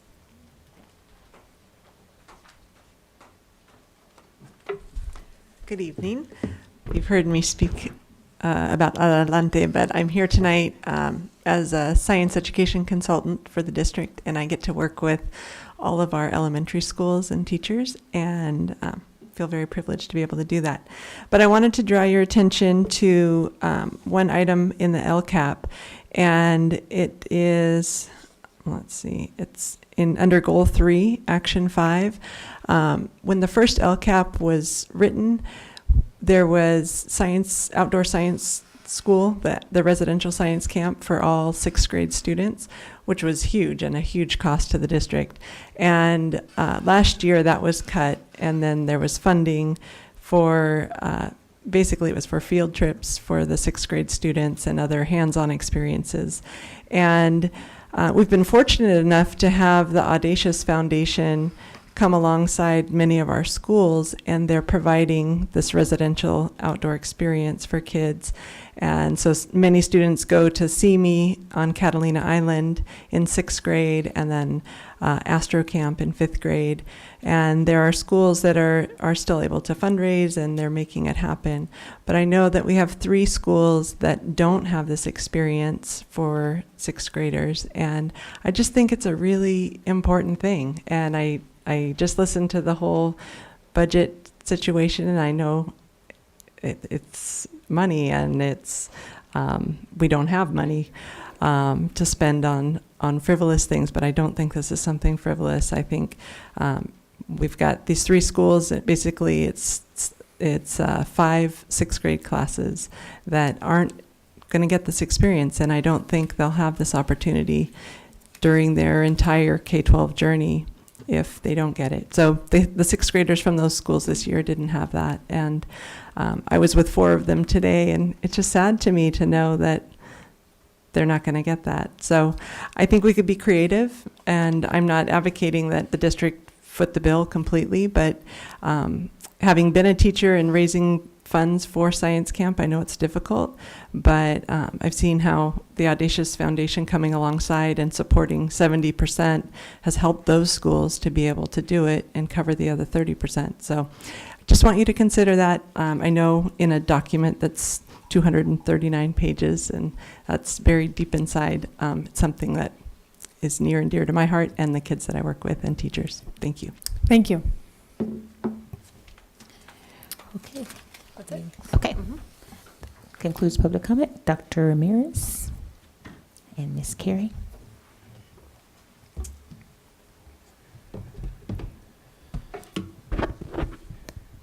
Well, good evening once again, Ms. Sims-Moten, Board of Education. At our prior meeting, at our prior board meeting, we had an opportunity to review components of the LCAP, give a big picture perspective on how the LCAP is oriented, the primary components of it, its evolution in some ways.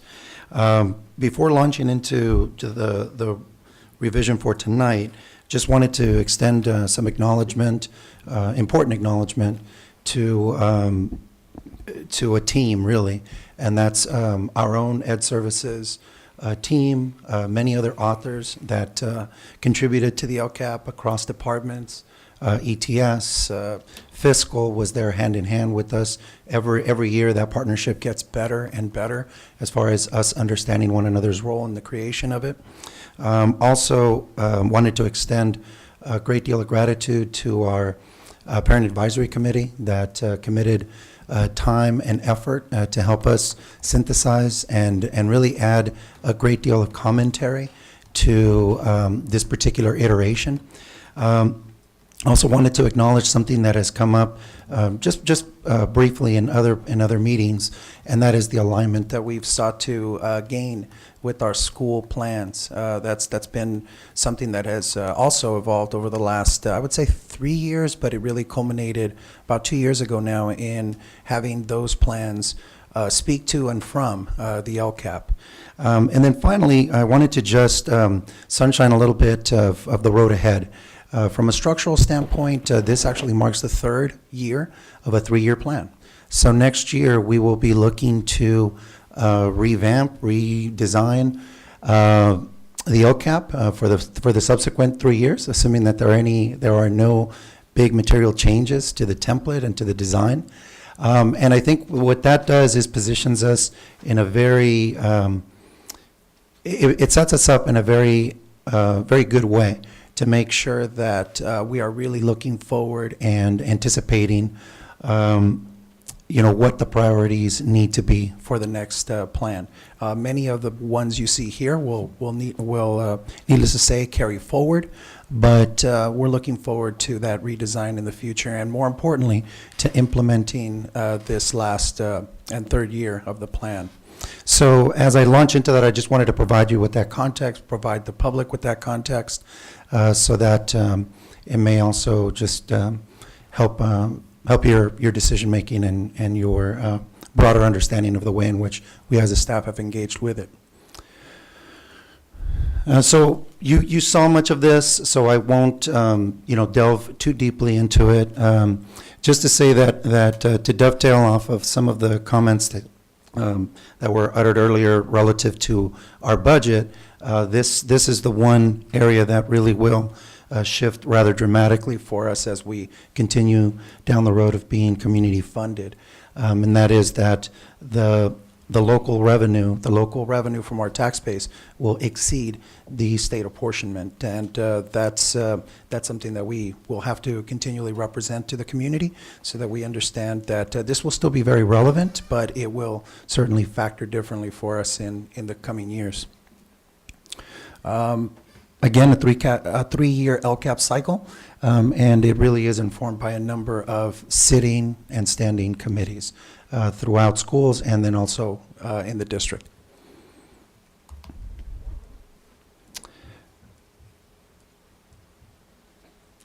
we'll get to this dashboard. It can be a little overwhelming, but I think it's very powerful in what it speaks to.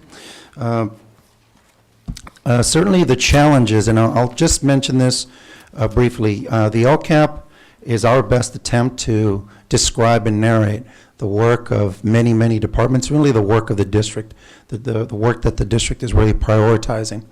We as district staff in conjunction with our school staff. Ultimately, our resources, something that I think would be important for the public to understand is that when the legislation first passed that shifted education funding to a local control funding formula, there was what was considered gap funding year after year. And what that meant was that year after year, there was significant amounts of quote-unquote new money, new revenue in effect, that would come into our schools, providing us a tremendous opportunity to be able to think about programming in ways that were very creative and that continue to augment our existing programming, our existing staffing. One of the things that has occurred over the last few years as the state has, in effect, met its obligation to us as a district, is that the amount of new revenue has decreased year over year. And why that matters to us in a practical way is that we now are positioned to think in terms of efficiencies. We really need to take a consistently introspective look and try to find the biggest points of leverage in terms of what actions, what priorities we really move forward with, as revenue just doesn't come in at the same rate as it did in past years. I think we experienced it more so this last 2 years, to be sure, but it's something to continue to keep in mind as the cost of other benefits continues to exist for us as a point of concern and a point of attention to the budget. And we will just have to continually be more judicious and more thoughtful. But the other advantage is that we have more information. So it's going to be really important to know which actions and activities we need to double down on to make sure that they continue because they're promising, because they really are yielding the results that we would like to see ultimately for students, and how to be able to work through that and make sense of it with and for our community. So ultimately what we want to see is a closure in these equity gaps that right now present in a very stark fashion. And needless to say, those of us who have had a hand over the last few years, we certainly have heard the incredible priority that many of our community place on one component of our programming, one component of our services, and the input and the tension that exists between shifting funding from trying to prioritize one thing to another. And moreover, the patience that it requires to see things really take hold, because those of us who've been in education for an extended period of time realize that it does take time for things to mature, for things to really show their true potential. So, but at the end of the day, what we want to see is movement toward better achievement as reflected in this particular dashboard. Dr. Ramirez, before you move from this, what does the none mean? Represent that the numbers are too low, or that you can? Yes, that it's not reported on this dashboard, and most likely it has to do with the numbers being too low to either report on, or where there may not even be a representation. More likely than not, it's just too small to report on, and the dashboard would not reflect that. So, but so with that being said, are we? How are we servicing those youth or those areas, even though are they, even though the number's too low? I mean, is that a good thing? Like, for instance, foster youth under chronic absenteeism. So is that good because it's so low we can't report it, or what does that mean? It's more likely than not because of the number of foster youth that we have within our district. The percentage. And then of that, the number who would be deemed a chronically absent. Okay, good, thank you. Great question. And again, here, we just see that that we continue with very strong performances where we've seen them historically, and ultimately what we want is to address actions and put our efforts toward those activities, actions, and priorities that are going to help bring about a better set of outcomes for the students that are to be principally addressed through these funds.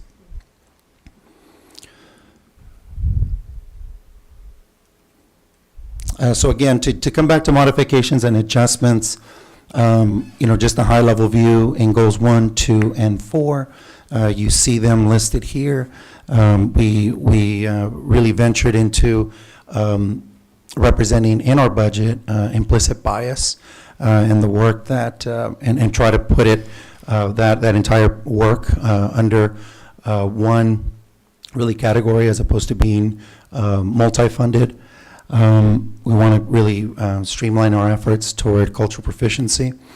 Ethnic studies, as we've talked about before, is receiving some much needed attention in terms of a budget allocation to help provide those supports, especially on the design and implementation outset. Family engagement is another core component of our work over the last few years. You've heard in past board presentations much of the work that has gone into those efforts district-wide. The revamp of technology positions, reconstituting those positions and really rethinking the outside of the class support that our district engages with. You'll see the annual salary and benefits, again, consistent with what you've heard, and I know there's been different fluctuations there of the state backfilling or supporting in minimizing those impacts to local budgets. Goal 3, this year, something that was a big topic of conversation around this time last year was those positions in elementary PE and just the awkwardness that resulted from the way in which they were funded. So we have effectively centralized and brought those whole. Something, again, that we're very proud of is the comprehensive plan for multilingual pathways. That promises to be not just a deliverable, but an entire process that we're really anticipating will bring about a great deal of introspection and a deep analysis about the way in which those programs look currently and how to really make them increasingly coherent. And so we have plans that have already gotten underway this spring that we hope to carry forward into the fall more fully. And then shifts in terms of professional learning for secondary counselors as they kind of end a cycle of foundational training for them. And as was mentioned earlier by Holly Gill, there have been shifts to the experiential learning over the last few years. That has been a topic of conversation really since I came into my position, as we have gone back and forth with staff, with leadership, and with community around what that funding might mean, and also as the funding landscape has shifted, some of which was represented by Ms. Gill as well. So with that, I wanted to just open it up. Ms. Carey and I would be glad to answer any questions, anything that the board would like to discuss. Any question, Dr. Reed? So Ms. Gill had brought that forward. So is that something that, in terms of equity across schools, is that something that's being looked at in terms of these camps? We have talked about that, as I mentioned, for a number of years. Let me represent what the ARC has been. About when LCAP was first created, there was a budget space, somewhere in the neighborhood of $175,000. There's no doubt that having residential camps is a great opportunity. We partnered with the outdoor school. We had done so for a number of years. The part that I'll represent the benefit, and the benefit is pretty clear. It does tie in a great deal of science learning, a lot of hands-on, nature-based, and also within a local setting, which is tremendous for kids, particularly those that they may not have come from families for whom that is a common expectation. Now, one of the things that happened in our efforts to be able to lead with equity was to ensure that it became more or less of a sixth grade capstone, a sixth grade rite of passage. One of the things that also occurred in that is that our PTAs, PTOs, which in elementary are very important entities that support us in tremendous ways, shifted a lot of that funding where it was available, not to sixth grade, but to fifth grade. So it creates an inequity of a different sort. Audacious Foundation is a tremendous partner with us, and we have done our best to cultivate that. And they cultivate that relationship, and they stepped into that space to help offset some of that cost. Now, that balance has to also be maintained with a number of other factors. Number one, instructional time. How does that balance with just the need to be able to have students on a regular basis? The other part that a lot of us, that I heard a great deal from the teaching staff and from our leadership, coordinating these trips isn't easy. It's a big commitment of time and effort for our teachers, in particular, who serve as liaisons, for our principals who serve time away from their families, time away from their other commitments. And so all of that factored in, they with us felt like this year would be a good opportunity to still pay heed to the intent, which is to create opportunities for students to experience science in a different way, but also couple it with opportunities that that those kids might otherwise not have. So some of the things that came out of that were that schools started to look at, for example, the California Science Center, and coupling that with an on-site visit to USC or to UCLA campus. Basically, kind of extending our borders, not as an overnight trip per se, but rather as an opportunity to have an extended day. And the thinking behind that was, and just this past week, the teachers doubled down on that by creating kind of a list for themselves of opportunities that could really benefit and lead not just to hands-on science, but also college and career, which is I think an area that we would like to explore much more in the transition from 6th to 7th grade, from elementary to secondary. So to answer your question, I think it really begs the question of what we mean by equity. Because in a pursuit of equity and in a pursuit to ensure that our sixth graders all were normed across the district, it created disproportionality of a different sort. And I'm just giving you what I feel is an honest assessment of the landscape there, which has taken us 3 to 4 years to really get our heads around. So what are the 3 schools that aren't involved in this? Which schools are not having that? That don't have an active partnership with Audacious would be Cleveland, SBCA. Well, Roosevelt does not have a partnership. Let me better yet name the schools that do have a partnership with Audacious. That would be Monroe, Franklin, Harding, and McKinley. I'm sorry, McKinley, not Harding, McKinley, and Monroe. Monroe, Franklin, Adams, and McKinley. So there are 4 schools.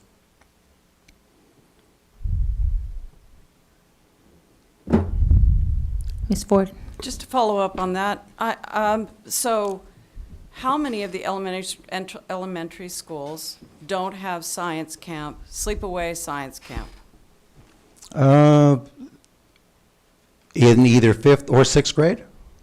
6th grade. 6th grade, it would be those 3. It would be SBCA, it would be McKinley, I'm sorry, Cleveland, and SBCA, to my recollection. McKinley, Cleveland, and SBCA? McKinley does because they partner with Audacious. So SBCA and Cleveland. just 2. And Harding, yes. It's very hard for me to wrap my head around the reality that we have 6th graders who won't be able to go to science camp, not only because of the experiential learning, and I believe strongly that it's related to equity, giving kids what every kid in this city deserves, rich or poor, no matter color or zip code. And I also think that there's a tremendous amount of SEL that takes place. When kids are away from home, they're learning how to sleep and eat and do chores elsewhere.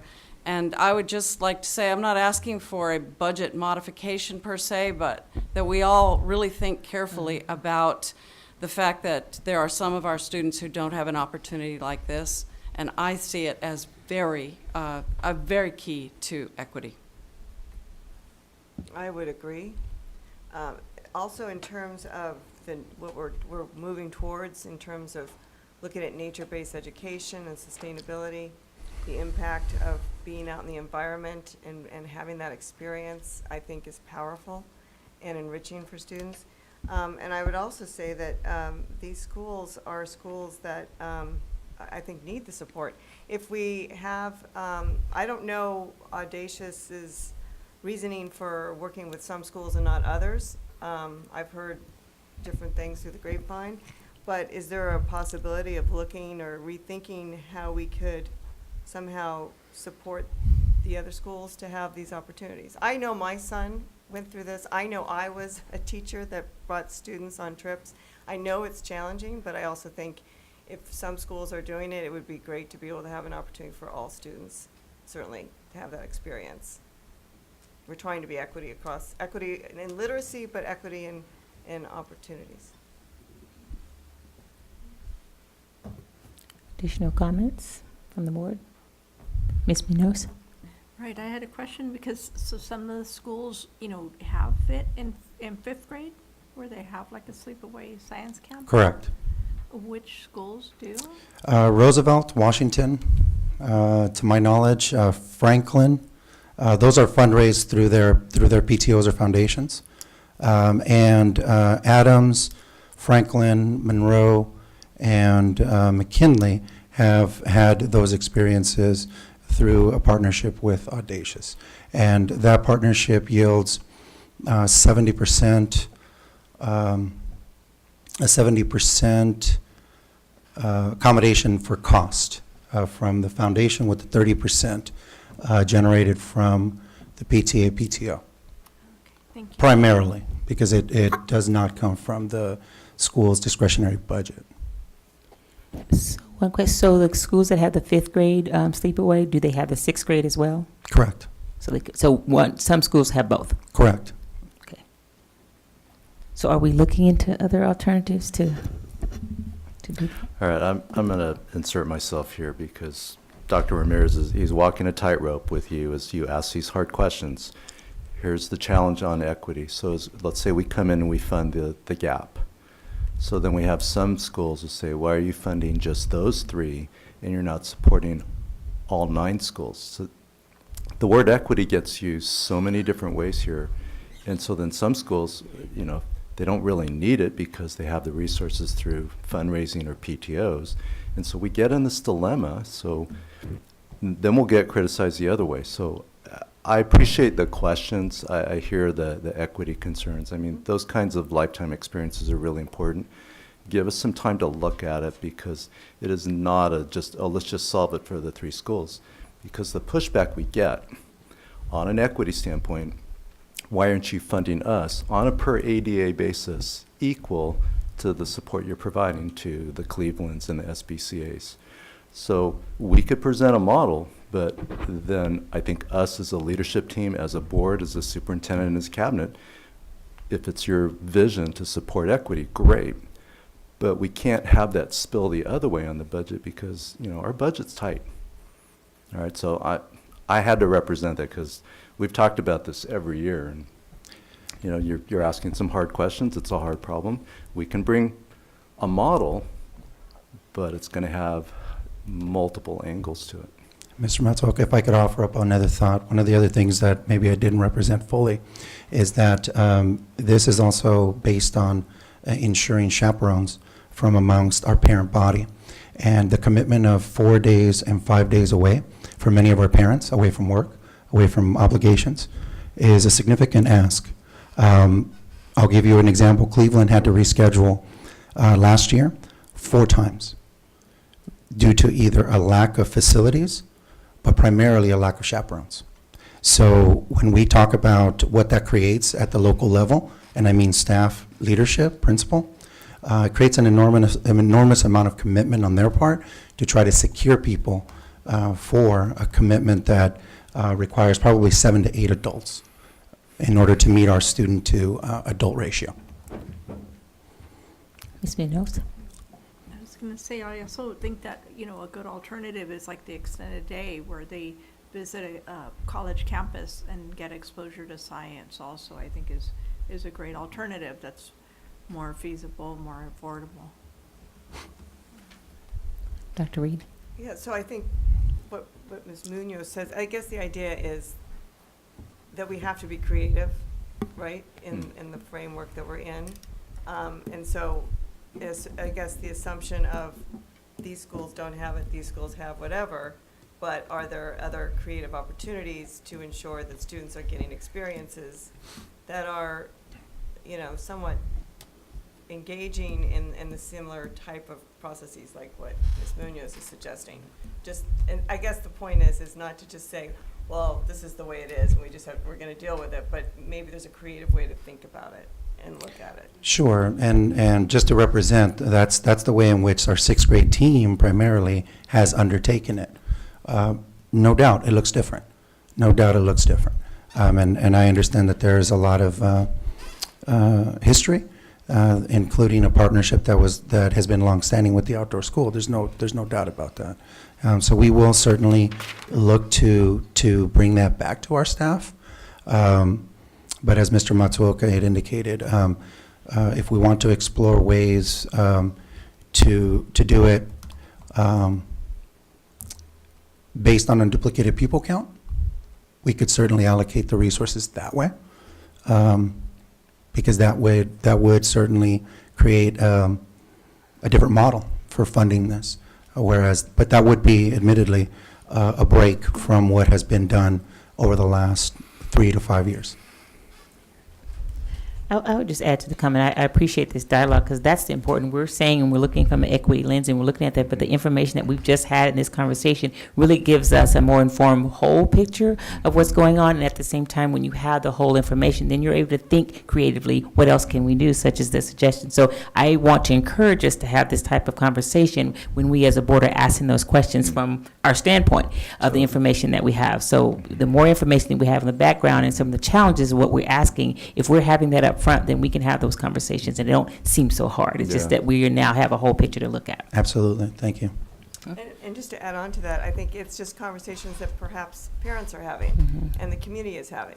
So I think it makes it important to be transparent and have these discussions and really think about them and think how we can think creatively about how to resolve them. Thank you. Ms. Ford. Thanks. I wonder if you could go back to the chart on differentiated assistance, the equity gaps. Sure. And I just want to flip the question around. Certainly, we were very concerned about red, orange, and even yellow. But I'm wondering if you can look at the chart and tell me where are some areas that you think the greens can turn blue.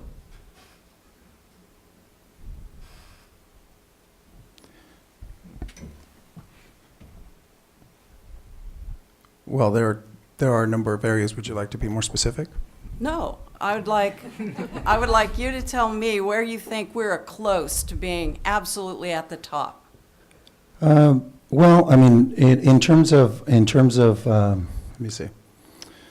The performance, for example, of our English learners, to look at the graduation rate, that is something that has obviously increased over time, and that one, although it gets attributed to the high schools, it's really a collective effort. So I think the fact that we have, over the last few years, really focused on starting with our policy, on ensuring that our policy is clear to everybody in terms of reclassification, so that it doesn't inadvertently create any barriers. I know that most recently, Ms. Carey has been, and if I could represent a bit of her work, has been working very diligently with the 7th and 8th grade with the junior highs around developing pathways that continue to provide the appropriate assistance for those students while simultaneously providing them maximum flexibility to engagement with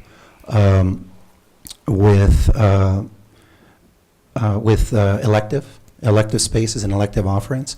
So why I point to that one in particular is because that one has a very lag effect. So it will take us a couple of years for those changes that were made 2 and 3 years ago to take full effect. So I would point to that one as one where I think in the next coming years with our efforts, coming this next year around better alignment around our pathways, where we could certainly see continued growth and in the next few years develop, turn that into a blue. That would be certainly my hope. I could also add, if we want to look at this from a y-axis and x-axis perspective, if I look at just the top row, all students, and we kind of look at that aggregate, we've got 3 green boxes there. And if I focus on the column that is college career, there's with the exception of students with disabilities, which we know is actually single-digit rates of college career readiness based on the new construct of what it means to be college and career ready, we don't see any oranges or red, with that notable exception. I lost my data slide there. Sorry. So you see mostly, even though there's not a lot of greens, there are a lot of yellows and 3 greens in that college career readiness column. So we have about a 50% rate of college career readiness, but it did increase 5 percentage points from 45% over 1 year. Part of that has to do with the state figuring out what they mean by that and figuring out how to communicate very clearly all the different ways that students can demonstrate college and career readiness, because there are these permutations. And I would be happy at any time in the future to unpack that more, because it's becoming a very important metric for sort of as a very kind of ultimate measure of the quality and success of a school district's instructional program. And it's a new one. We haven't had things like that before. We have graduation rate, but this is a whole other thing. The discrepancy between our all student graduation rate, which runs about 90% plus, and our college career readiness rate, which runs about 50%, is significant. And so, of course, that begs a lot of questions about how meaningful is our graduation rate and our high school diploma, and gosh, how much more rigorous is this college career readiness standard. But particularly in Santa Barbara, because of a lot of good work and a lot of good programming, we are well advantaged in that column. So even as the state kind of continues to ripen with this idea of college career readiness, we've got amazing CTE pathways. I mean, the fact that we have 24 CTE pathways is very outsized for a district of our size. So that's a real selling point and something that I want to celebrate publicly. Also, our partnership with City College and the robustness of our dual enrollment program, which affords a really viable way, particularly for students who have traditionally been underrepresented in completion of A through G requirements, things like that. We are just uniquely advantaged in Santa Barbara, I think, to see that metric not only grow for us, but grow sort of relative to how other districts see that grow for themselves. So that would be a place that I'm going to be watching very carefully to respond to your question.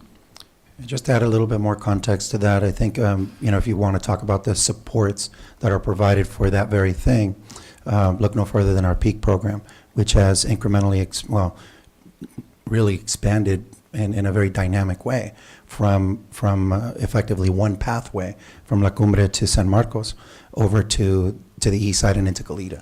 So as we see those efforts really go to scale, creating opportunities for bridge, creating opportunities for on-site exposure and course taking at SBCC as early as 9th grade. Those are all important components that are structurally there, and you'll see represented in our LCAP and funded through the LCAP as well, with very strategic partnerships in mind.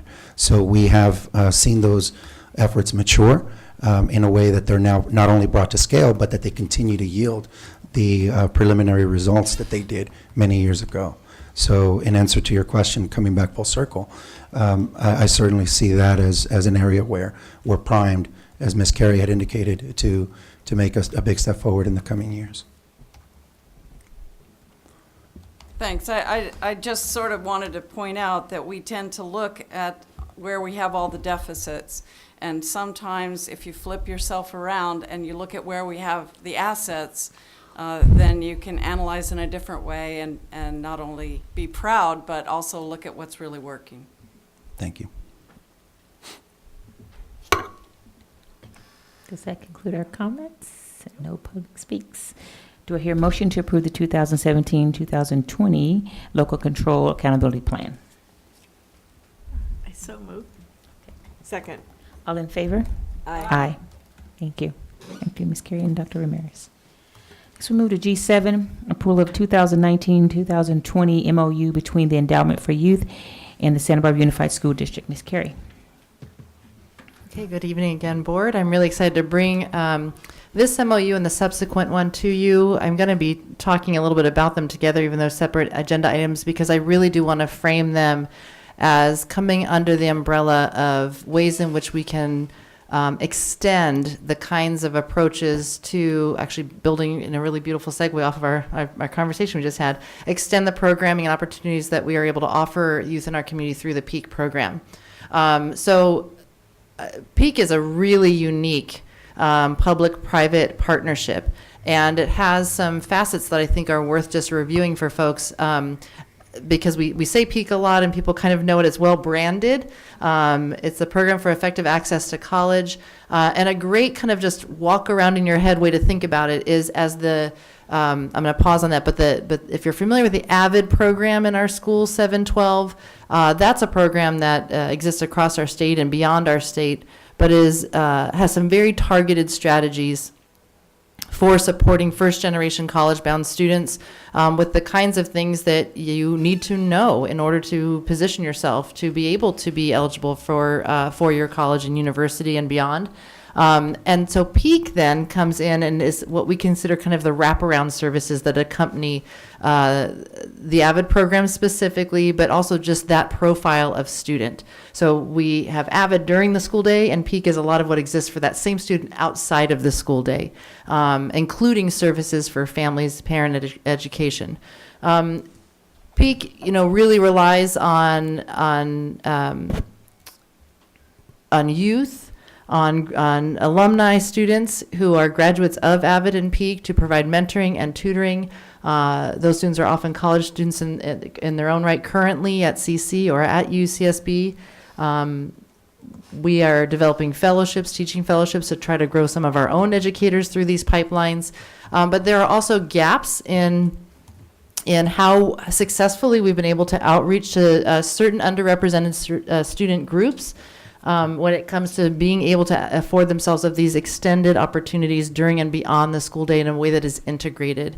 We know from experience and we know from research that it is relational trust that helps bring folks, we have an abundance of services and we have an abundance of need, but it's relational trust that helps connect those two things, and that we in the schools have to be really a broker of trust in connecting the needs and the services. And we're fortunate in Santa Barbara to have a lot of services to offer. So these two MOUs represents ways to kind of expand, extend, and enrich how we do outreach for that student demographic, that student profile. Specifically, with respect to item G7, it is focused on the needs of our African American youth. We also just were reminded again this evening that there is a low incidence of African American youth and families in our community, but there is not low need, and there is unique need that we have to do, I think, a better and better job of all the time understanding the nature of the unique need. And so this is a way of engaging folks who are of the community, from the community, and who can leverage that relational trust into opportunities for young people. And you see a list there in the board materials of the kinds of services that we aim to be able to provide. Somewhat different services in the next item, and I'll pause and say that once we move to it. Board comments? It's G7. Dr. Reed? I would just say that this is a great addition to the work that we're doing for the district. And I was just curious, how did you get involved? How did this connection get created? It's a great question. Really, the connection was already there. So it was about how do we amplify networks that already exist? How do we formalize them? And how can we, through formalizing them, lend more resources, attention, and intentionality to really what are already existing networks. So we've been in discussion about this for a couple of years, and it took just all the right people at the right time getting at the table saying, this is what this would have to look like. These would be the agreements. These are sort of the rules of the game if we get into a partnership where we're talking about formally mentoring students. And we've gotten those agreements now, those common understandings. So it's a matriculation of of a longstanding conversation. Agreed. I was really excited to finally see this come to fruition, and I know that it's taken a lot of work, and it certainly is worth the effort with regards to that. Just recognizing and acknowledging, just because you're a small number doesn't necessarily mean that the needs aren't great, and we recognize that. We see that in many of the data, that we still continue not be in underrepresented groups, not being proficient. So what do we need to do to really be intentional about reaching out to them and supporting them? And sometimes it's just acknowledging, then that begins to be that trusted relationship. So I was really excited to see this come forward, and I am very supportive of this MOU. Looking forward for the success of it. So I will make the motion to approve the 2000, unless there are any further questions or comments. Okay, to approve the 2019-2020 MOU between the Endowment for Youth and the Santa Barbara Unified School District. I'd like to second it. Yes, all in favor? Aye. Aye. Thank you. Okay, so carrying the momentum into item G8, thank you very much. What I will speak to here is, this is a less about a specific student group and more about a specific kind of service. So this is about college advising and support with the college application process. There are a lot of entities that can offer support for this, and we've availed ourselves of some, and AVID is one of them. We have a very robust AVID program, and we support it at high levels. So I want you to also be reminded of that. But this is a group that has a lot of community connection and was approaching our students, our sites individually, and we wanted to have a more coordinated effort to be able to avail ourselves of the just the resource that this represents at no fiscal cost to us. And instead of having it be kind of a little bit here and there, we really saw a good fit match between our PEAK program and the services that are made possible through Mission Scholars Program. So that allows us kind of the right structure for oversight and guidance and streamlining the services so that our students can best avail themselves of them. So that's the unique comment I wanted to make about this MOU and item. Comments? Ms. Capps? Just appreciative of the fiscal impact for both of these, and I'm curious how that's possible. Does that mean that they are doing the fundraising, or we don't ask questions, I guess, if that's it. But, the director for the Mission Scholars is here. I could invite her up to speak to that, if that would be helpful. Sure. Cassandra, you wanna come up? I'm just, again, I didn't mean to say that flippantly. It's wonderful that you're able to provide this with just our staff time as the cost. Hi. Thanks for inviting me up. My name is Cassie Lancaster, and I'm the director of Mission Scholars. And we are raising capital from private donors, and many of whom have worked with us independently.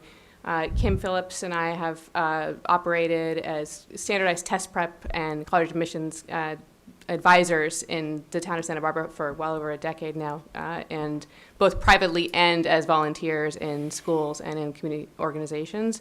And so we've been able to generate a lot of goodwill with individuals in town who we've been speaking to over the last few months, and have been super impressed by what we're creating for our students, future students, and want to fund it.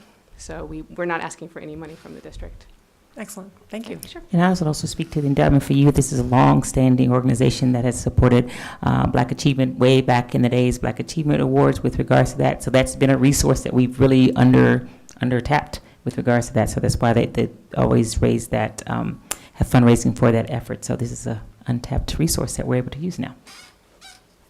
So I just would like to thank you. I mean, I just know the experience and the challenge, having your child, be prepared for college applications and such. So how does it roll out? How do you support the students? Is it part of a career? I mean, I'm just not sure. Yeah, that would be great.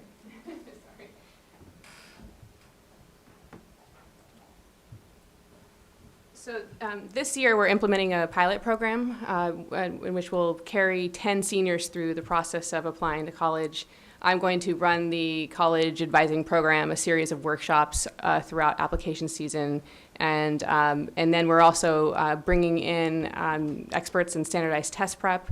And another huge component of what we're offering is something that's often overlooked, and that's how to build skills to succeed as college students. So we focus so much, in fact, I do in my career, on the getting in component, and we never really talk as much about what happens when they arrive and how to succeed socially, academically, and all of that. And so we're implementing a college transition program in the spring for those seniors, and bringing in someone to teach college study skills. And then we're also, both Kim and I have worked with a number of individuals on a pro bono basis over the last decade who are first-generation college-bound students and who matriculated to a number of wonderful colleges across the country, and they have all agreed to serve as mentors for our younger students to help them with the college transition part as well. So first college applications and then college success in the spring. So.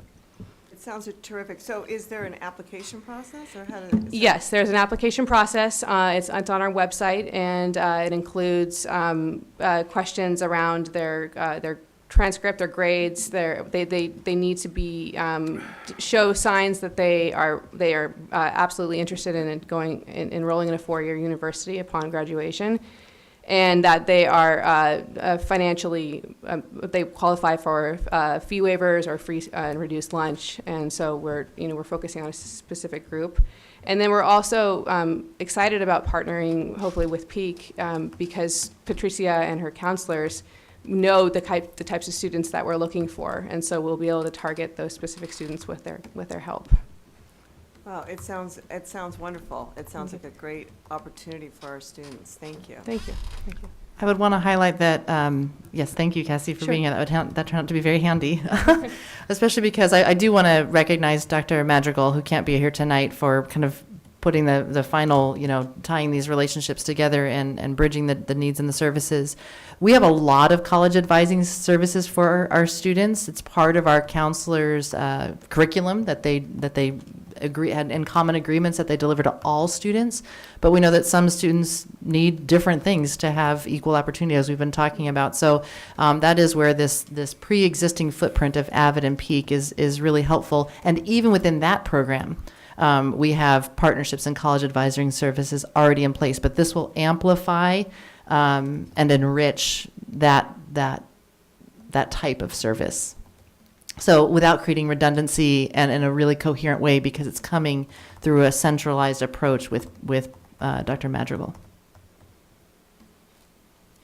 I'm delighted to see this. I think it's going to be an absolutely fantastic opportunity for us. I hope we're all planning to keep data so that we see the benefits of your work. And also, I'm wondering if you've been doing this for a while. What's the profile of the kind of student that really benefits from this kind of intensive good question. Relationship? Some of it is quantitative, of course. You can look at the number of honors level or AP level or college level classes that they've chosen to take throughout high school and how they've challenged themselves every year. You could look at the commitment that they've had outside of class to either their school or to their home. A lot of our students that we worked with in the past and expect to work with in the future spend a tremendous amount of time helping their families out at home. And so that kind of stuff is something that we absolutely target and highlight in their applications. And then a lot of it is just their stories and hearing them, and that's harder to quantify. But it comes down to this real passion for learning sometimes, and it doesn't have to be a specific thing, but it's really engaged beyond just what's expected, beyond just graduating from high school, engaged in something else that college can provide for them. Sure.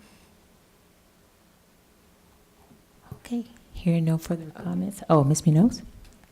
Thank you for sharing that. I think it's excellent, in terms of the mentorship, and like you said, with Dr. Madrigal and your program, also to have that bridge as to then when they get to college, what are they going to do? I've certainly worked with, first generation college bound students, and I was first generation myself, where they don't have someone to ask, what do I do once I get accepted and such. That's excellent. Thank you. Thank you. Okay. Do I hear a motion to approve? So moved. Second. Okay. All in favor? Aye. Aye. All right. Moving on to G9, approval of the 2019-20 consolidated application for categorical funding for the Santa Barbara Unified School District. Dr. Ramirez and Ms. Carey.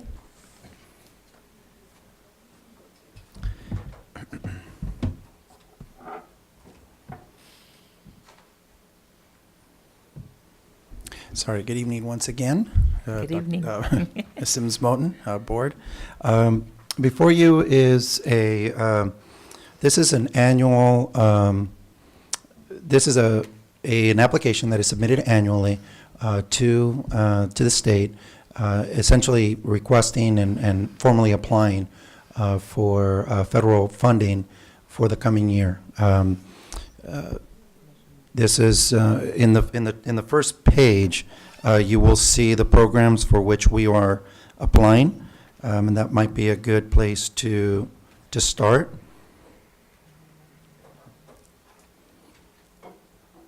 There it is. The application for funding requires, that is just a placeholder. Obviously, you as a board, hold the right to approve, but anticipating the support.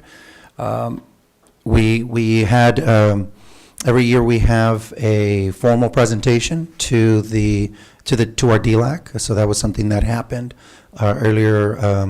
It was actually this month, and we tend to do it in installments with the most concrete information coming to us right around May, June, as we have all of our demographic data and our figures in place.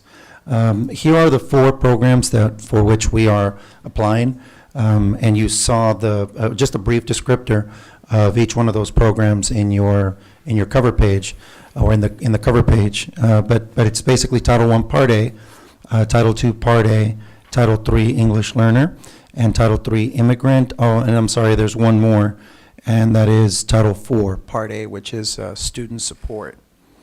So thought I would review this application first. The other one that I'd like to just briefly review is the number of programs. So if you, Mr. Rouse, could help me out with notification of school-wide program.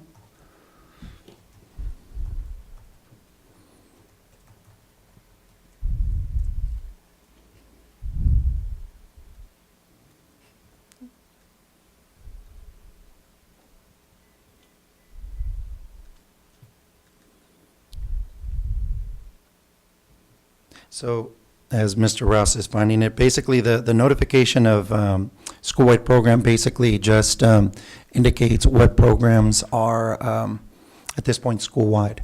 And you see that some of our programs date back to '97 as far as being school-wide Title I. Our most recent addition is San Marcos, and you approved their review and their transition from a targeted program to school-wide this past December. I know that we also have Goleta Valley that looks like they're going to be on the horizon as well, and in terms of a transition to the other one, the last bit of the report that I wanted to really highlight is the one indicated by the school allocations, which has in it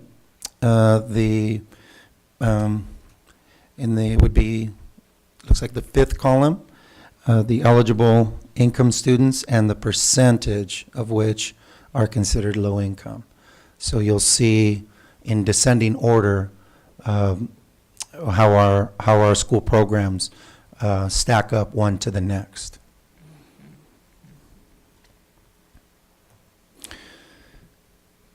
So I am certainly, or Ms. Carey would be open to any questions that the board may have. Any questions from the board? I just have a question. So we were talking about earlier about the federal poverty level. Is this would be impacted by that at all? Is this state? So it could be potentially. Yeah, this is how we get our title funds. Okay. So we put forward in this application, we have to specify and delineate based on the data, our demographic data. ETS is instrumental in working with our fiscal department to square out those numbers. And what we do is we put forward that information to the state, and then you see a percentage in this column indicated per the dollar amount per low-income student. So there is a very specific allocation for each one of our title funds. And in this case, it's $29.80 per student. So we could be significantly impacted if that actually changes, if he actually able to go forth with it. Okay. Right. So in other words, there are also multiple points of impact. Right, yeah. This being to title funding, Right. but the food, the federal lunch program is another fund entirely.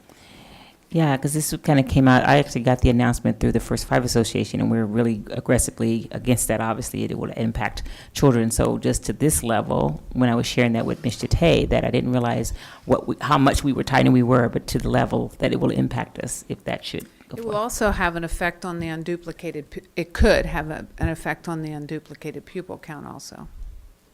So I think the other, I think, big takeaway and big point to highlight is, for us, being able to appropriately document.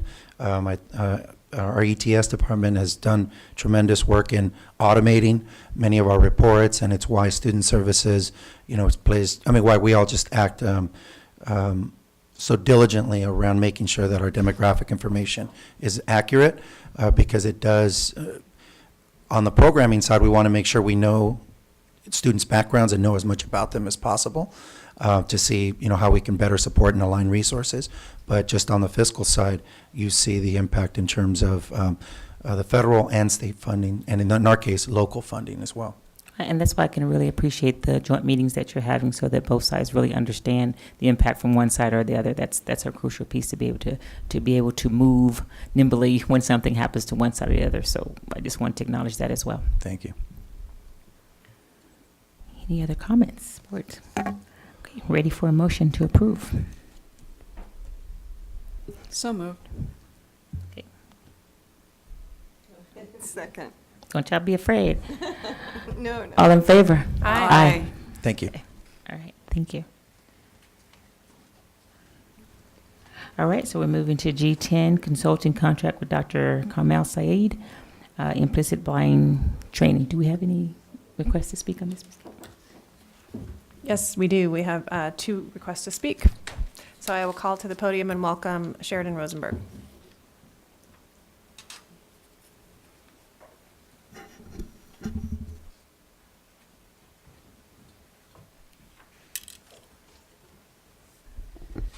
Thank you. My glasses on. So I'm confused. In the spring of 2017, she was given a contract for $52,500 for data mining, data collection, that lives at Westmont, right? I mean, isn't that wildly afoul of FERPA? Teachers, personal information, researching with her partner, Jared Schwartz, of Just Communities, and we're underwriting that research, and that data she now owns, that is actually data that belongs to the district and our teachers and our students. Now we're going to engage in another contract for $63,000 to basically research themselves. Does this make any sense to you? And she owns that research, which I assume she will be able to commoditize. So we're paying her to basically invest in herself, research herself with Just Communities for a product that I would argue should have been turnkey, should have been thrown out to bid, totally transparent. Is this data going to live at some point with Google or another big company that could pay her a lot of money? I mean, that's a fair question. So I see this as an opportunity. I mean, this is an obvious conflict of interest. I mean, in my opinion, it's just corrupt on its face. So this is really an opportunity to break away from a bad deal. I mean, I did read somewhere that your comment about this in the spring of 17, Mr. Matsuoka, that the data collection was edgy. I think it's more than edgy. I think it's really unfair to our staff and teachers and students, and I think it's important to walk away from this. Thank you. Thank you. And next we have Jill Rivera.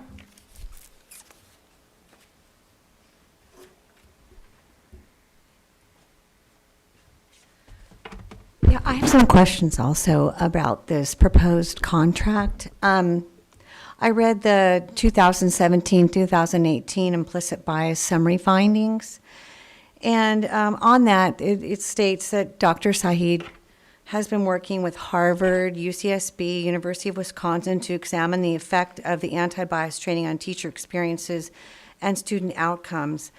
And quote, she wants to collect one more year of data. For who?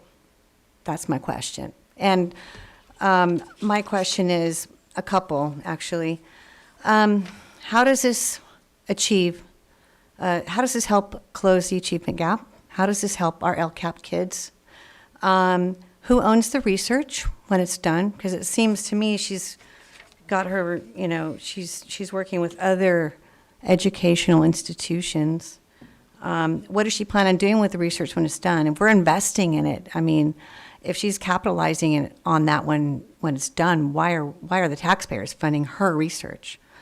And I looked at the sample. The sample size from 2017 to 2018 was only 328 participants. And I reviewed some of the general training evaluations, and this is something that could be done with a simple survey. I mean, the questions are: looked forward to training, how much learned from training, likelihood to recommend to others, overall quality of training. And then she works, she does graphs. I'm in data. So, I mean, 328 is, a walk in the park. That's not that many survey sample. That's a very small sample size. So why we're spending $52,950 for that, and then $63,625 to sample a very small survey size. How much did you learn from the training? How did you like the facilities? Gain insider tools applicable to my work. These are questions we could put a simple survey together and not spend $63,000. So that's my input on that. Thank you. Okay, Mr. Matsuoka. So this is year 3 of a long-standing project with Dr. Saeed, and also it is done in conjunction with Just Communities. I think 3 of the board members have been around this project for all of the 2 years, Ms. Ford and Ms. Munoz. So Dr. Saeed, as you read her background, she is an expert in, it's more than the implicit bias space, it's this, the IATS, Implicit Association Tests, which there are actually very few experts in the country. She has worked with experts across the field. It is her area of study in the field of psychology. And so the efforts is to make our staff aware of the bias that we all walk around with. And it's something I became aware of about 6 years ago at a conference. And so the work really builds on I would say, the decade-long work of Just Communities. It's a very specific training. Given the public comment, I can address some of the questions and concerns. The privacy, the data is held very securely and strictly by Dr. Saeed. There are agreements coded both ways on our part and her part. All participation in this has been voluntary by our staff, and we don't force any adult to do this. As far as the student data, there are no student identifiers provided. It is strictly student performance, so all of that is anonymized in terms of the data that she has. As to a research project and somebody like commoditizing it, I mean, we have research projects with UCSB. I mean, they come before you as a board like 10 times a year. Do people do research and publish off their work with us? Yes, across so many sectors, so many divisions. So that's what researchers do. And so, and in many cases, we pay for some of that research. You have asked for us to do evaluations of programs, as we should. Sometimes it's external foundations that pay for that research. I would say the community is paying for the research. Is this working? That's a valid question that we should ask about our work. And so the work continues. The hope is to get another set of teachers, and you can see in the report that we are starting to broaden the experience out to other classified staff who have daily contact with students, who should be aware of the bias that is inside of all of us and that affects how we work with kids. So here's the contract. I'll be glad to answer any questions. Ms. Ford? Thanks. So to clarify, this is the third and final year. We'll have enough information. She will have gathered enough data that she'll draw conclusions, and we'll move on from there. Yeah, we haven't talked about year 4. I would say from a research perspective, we probably can close the data collection off because she will have enough data to publish findings. I think the training around implicit bias is going to be important for I don't know how long. Right now, we've trained over the 2 cycles, I think the report says about 400 staff. Certificated staff and management, we have about 900. I think the classified employee world, I mean, we're just taking a first cut at it.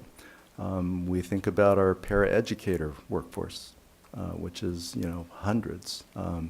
So I think the need to train in implicit bias should continue to year 4. The question about the research project, I think that part we could decide we've got enough data and we can close that off. But as far as continuing implicit bias training, until bias is gone in our district and society, I think we need that training. Ms. Capps? Thank you. I'm still confused by the scope here, and so I appreciate the questions from the public. Is this for training or is it for the research? I know she works closely with Just Communities, but it's not defined in what was provided to us. Yeah, if you look at the appendix that breaks out the dollar value, I would say 20% of her contract is for direct services, for trainings, contact with staff. The majority of her contract is for the data collection, the back end, and the research. And thank you. And I was also confused when we approved the contract with UCSB, and you stated that it was going to remain separate from this research. Why is that? Why wouldn't we want the evaluation, which we have identified as a priority, to be as robust and shared as possible? The research that Dr. Saeed is doing, I mean, it's been in production for a couple years. I mean, it's not completed, and so to send results before all the data is in and the research is done, I think it would be premature to share that with another evaluator. So she's ready to share it, but I think when the research is done, sure. I think given the long arc of the evaluation of Just Communities, I think her preliminary findings could be helpful to the UCSB team. But I think the UCSB study is its own process. We're gonna supply the quantitative data. It's the qualitative data where they have to interview a lot of people. That's their own process. So I could see sharing the results when it's time. Yeah, that's what I meant. I appreciate that. I just think that we want to not have 2 different projects not ever connecting at the right time is my point. Yeah. And I thank you for pointing that out. I hadn't seen that in the document. That's much more helpful as to how this amount is broken down. Thank you. Additional questions? Dr. Reed? I was just going to say, I think you did provide a correlation between implicit bias training and Just Communities when we had the discussion relational to the evaluation measures. But I think it's an important program, and I'd like to see it completed. Mm-hmm. So there you go. I support that. I mean, to try to stop it midway wouldn't really give us where we're trying to go, essentially, to where we've been and where we're trying to go and how things that we're trying to improve. So I do think we need to see it through completion. With that, do I hear a motion? So moved. I second. All in favor? Aye. Aye. All right, we are moving to G11, Sustainability Teacher on Special Assignment, Job Description. Mr. Matsuoka. We had discussed talking about the discussion agenda item in conjunction with this. Yes, and I did, so it was late in the afternoon. So they're 2 separate things in terms of we're approving the job description. Mm-hmm. And then the discussion is how that's been implemented. So in terms of that piece, so they're 2 separate things. We need to approve the job description first. Yeah, but to me, it doesn't make sense that we have a discussion as to why the job description is the way it is after we've already approved it. Well, I think the action that came back was to approve a job description for sustainability TOSA. And then this, if I'm understanding, the discussion is not about the job description, right? Or is this how to implement that? So just so that I'm clear. Okay.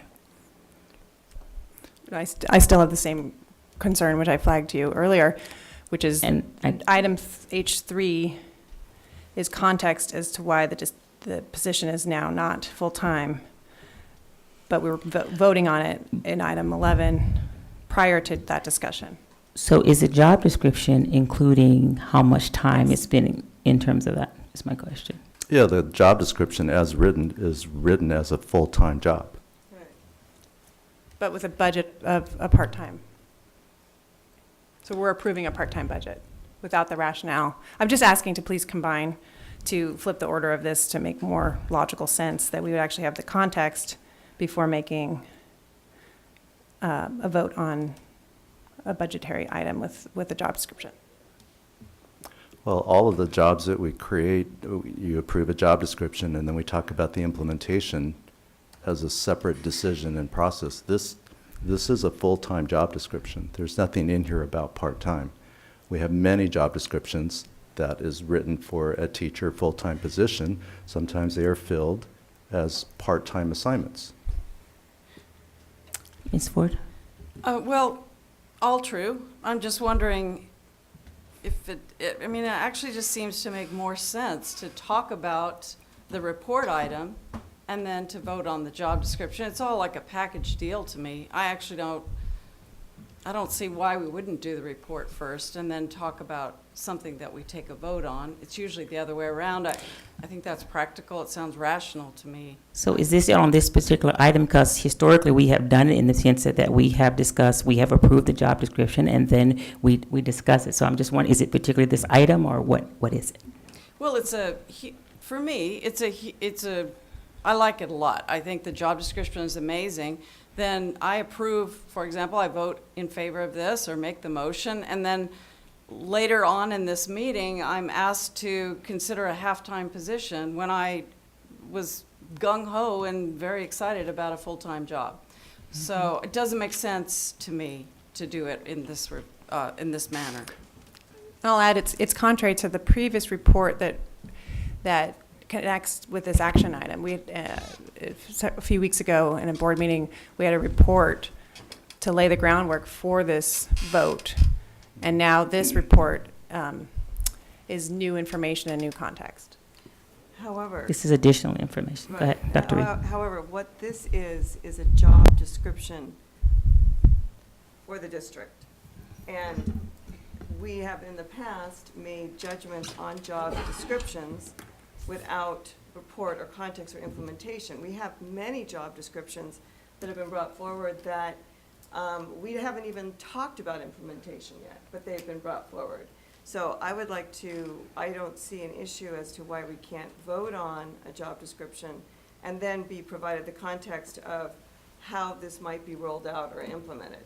I don't see really a reason, in my opinion. My rationale is, and the request for this change is because the implementation is different than what was discussed in a previous report related to this job description. Ms. Munoz? We were provided, the agenda ahead of time, and I'd like to look at the job description and having us approve it or not, and then proceeding with the discussion agenda and the report. Okay. Do I need to have a motion on that? Because we seem to have some disagreement. Yes, I moved to, I raised to the president earlier today, is to request a change in order of the agenda so that the report is in connection before a vote on a job description. Great. Okay. I'll second it. Second it. So let me do a roll call, because we're going to need one. So, Ms. Sims Moten? No. Ms. Capps? Dr. Reed? No. Ms. Munoz? No. Ms. Ford? Aye. Okay. I'd also like to say that I personally think it's not it's not a motion issue. I think it would be the decision of the president. Well, I did make that decision, but there was discussion, so I wanted to make it fair that everybody got their voice in, and so therefore the vote is. And so we're going to go ahead and finish the discussion in that, and we will take the motion as it stands. All right, so here's the job description.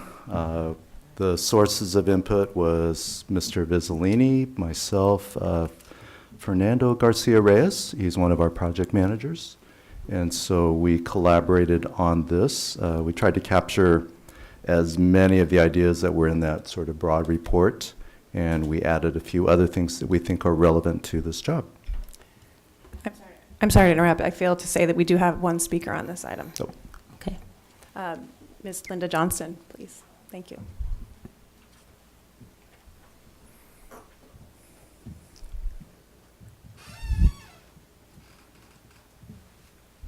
Thank you. I'm here to express my support for the full-time position of the Sustainability Officer. And I also want to say that there were others here to speak, but the topic became so late tonight that they had to leave. I'm a parent of 2 children in the Santa Barbara School District. One is graduated and one is 14. I asked my 14-year-old before coming tonight, I said, she's entering high school, I said, have you seen environmental waste at your school in the last couple of years? And she said, oh, yeah. And then she gave me some examples. And I want to say that's not to be critical. I believe that the teachers and the staff at the school have so many responsibilities, and they do a wonderful job. The teachers are really our heroes in the community. But their time is limited, and they may not, and many of them do not have this kind of expertise. I believe that the school district really does need a designated position, full-time position, to guide us in lowering our carbon footprint and increasing our sustainability efforts. I see that in the job description, there's 5 domains that have been identified: the facilities, utilities, food service, transportation, and teaching and learning. It's very exciting for me to see this kind of position, and I think it could make a big difference for all of us economically, as well as preserving our environment. I think it could significantly reduce our carbon footprint, which is critically important. I also think that it will be very helpful to teach the children and their families how to better care for and protect our beautiful environment.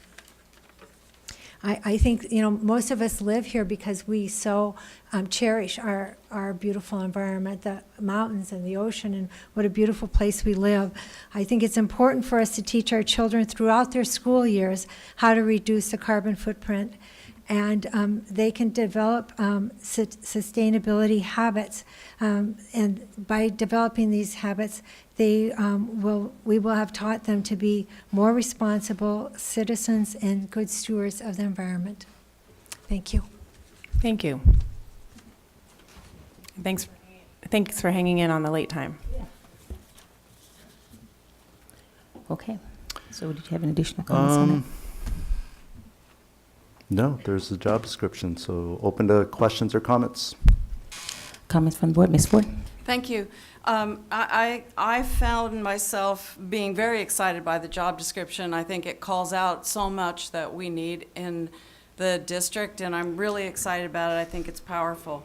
I wonder if it might be worthwhile to sort of divide it up into phase 1 and phase 2, because there's no way, whether it's full-time, 3/4 time, double time, that anyone can do all those things, and there might be a way to just sort of say, here's where you start and here's where you end up. That's all I would say in terms of possibly suggesting a modification on the job description. I appreciate that comment. I mean, this is a really broad job because it encompasses so many parts of operations and teaching and learning. Listening to, what was the gentleman's name? Monterey Peninsula, David Chandler. David Chandler. Listening to his 5-year arc in the position, I heard exactly what you described. I mean, his first couple years, he just had to get a handle on the data and understand baseline. He started grant writing, maybe year 2 or 3. They're probably just barely getting into the teaching and learning side. So I do see the first year as, how do we build the foundations? To me, the most important is just getting a handle on our data, because the spreadsheets that we started looking at, there are patterns there that beg all kinds of questions. So I do see a phased approach. I don't feel like we need to lay that out in the job description, but know that in implementation, we'll have to start with the beginning steps, yes.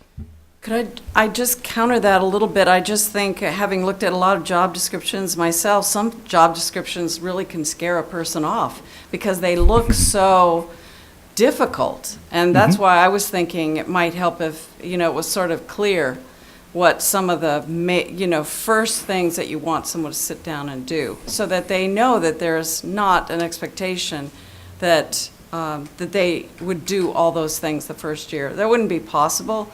I just don't want to scare off great people because it isn't possible to do everything on the list. Well, it goes back to, this is a vision statement. The report a couple board meetings ago, it was a visionary statement. That's why I think this resonates with all of us. It is. If you asked me to cut it down. No, I'm asking you to divide it up into phases. Top priorities, next phase. To me, that's an implementation management step that I think you have to trust us that we will guide this person and say, okay, out of all of this, do this much. Totally understand that. My point is that I just thought it might be worth considering because of candidates being worried that they couldn't do it all. So perhaps you could add a statement that, this will be phased in over, all these tasks would be phased in over time. I just don't want us to look back and say, why didn't we get any good candidates? Well, I think we're going to talk about that under the report section, about the Well, recruiting Might process. have been good to do that first, but Well, just me. we're going to talk about both before we're done tonight. Okay. So I would like to acknowledge, I think the idea of carrying out the vision, which was the 5 areas, I think is a great thing. I think I would hate to see any of those left out because I think No, they're I all don't want them crucial out. and they all need to be integrated. But I also wanted to make a point that I have not seen such a quick turnaround, and I would like to acknowledge the district and Mr. Matsuoka for taking this on, creating a framework, and then creating a job description in such a short turnaround time frame. So I think that's something to acknowledge in this process. And as we move forward, how we implement it or such, which we'll discuss in the further report, is something that in all of our programs and all of our positions, we need to be thinking carefully and consider all of the ramifications such that you brought up in terms of implementation. So I think this is a great start, and I would approve it. Yeah, I'll get right to you, Ms. Capps. I will echo those comments in terms of the board is, we're the what, we're asking you what to do, we're directing you what to do, and you've come back with that sense. And so the implementation is the how in terms of that. So that's trusting these very capable and highly skilled implementation team to be able to do that. And I think as we get to that part, we will really get to see what it looks like in terms of what we've asked. How does it implement with the folks closest to the ground of how it's going to impact the whole picture? Because we need to keep that in mind and just giving a little bit of respect to the voices that are coming that are closest to this and who are hired to do the implementation of what we're asking them to do. Ms. Capps. Thank you. We received a handful of letters from the community and from people who've been working on the sustainability committee who are quite disappointed that this is not a full-time position at the start. I don't know how to address that because we haven't procedurally even presented that report. So I'm just quite stymied by this process of this evening. I know we just had a vote on it, and so here we are. But I do want to reflect that the Sustainability Committee, as you all well know, has been working diligently, and this is the #1 priority of students, parents, teachers, a petition of 1,000 students at Santa Barbara High School. And so now here we are, and I just don't even understand how a part-time position can even begin to tackle the things listed in this job description. I'm not asking for how that will be implemented. It just seems like if the emphasis is on, one of the emphasis is on cost savings, in order to pay for the position, as we've seen elsewhere in Oxnard and Monterey. How would someone possibly do this job not at full time? So I know we're going to get down to and to discuss that, but we do have a motion on the floor. But to your point about the efforts and the work that is going on, you're absolutely right. We were just 2 or 3 meetings ago looking at ethnic studies. We were expecting a year to come in earlier. Then we had to make a decision based on the input from the staff that said, yes, this is what you want, board. Everybody was excited about it. A lot of effort, community effort had gone in with regards to the ethnic studies, try to get it forward with regards to that. But when we looked at the team saying, hey, you need to relook at it, and then you need to take a step back. Yes, I think everybody was saying how disappointed we were when the fact we could not get the original graduation date that we had worked toward. So I think this is a similar situation in that sometimes you have to take a step back in order to look through it, phase it in, and have that discussion through those eyes of the totality of what we're asking to do. And I think that's important for us to have this discussion about sometimes, even though the work has went on, it doesn't mean that it's not important. We are doing a lot of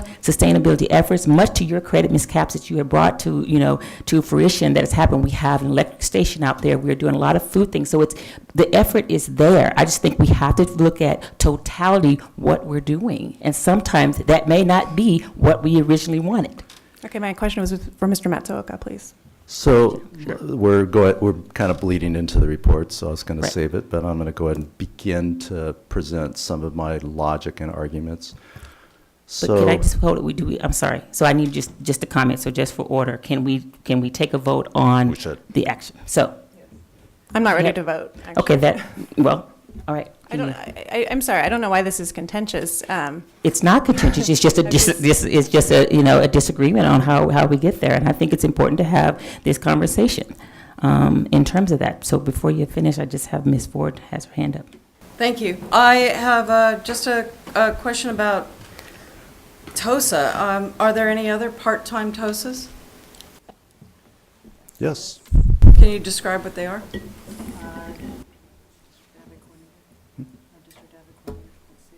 District Avid Coordinator is .6. We have others. We have our tech TOSAs who, some of them teach 4 periods and have 1 period of release for coaching. You also have the TOSAs you just talked about with regards to Mad Academy. Right, lots of sites. Those are site-based. Yeah, so that's looks like the Mad Academy directorship is going to be divided between 2 people. So part-time teaching, part-time leadership.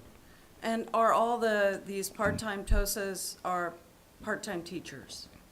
Sometimes they're full-time employees, but they do part-time, curriculum development, leadership roles, and then part-time teaching. Or in one case, like Sandy Robertson, she's a retiree, so she's full-time, works on... Full-time, part-time. Full-time, part-time, yeah. Full-time out of classroom, part-time. Okay, thanks. Ms. Minos? Yes, I also want to look at, looking at it separately, that we have moved on sustainability speedily. I mean, a few meetings ago, we were just considering it, and as Ms. Sims Moulton said, we're now already ready to approve or not approve a job description. So I'm impressed. I think that, we can all agree on the environment and Santa Barbara and our schools and the importance of it, and I'm hoping that we can work together as a board to move forward.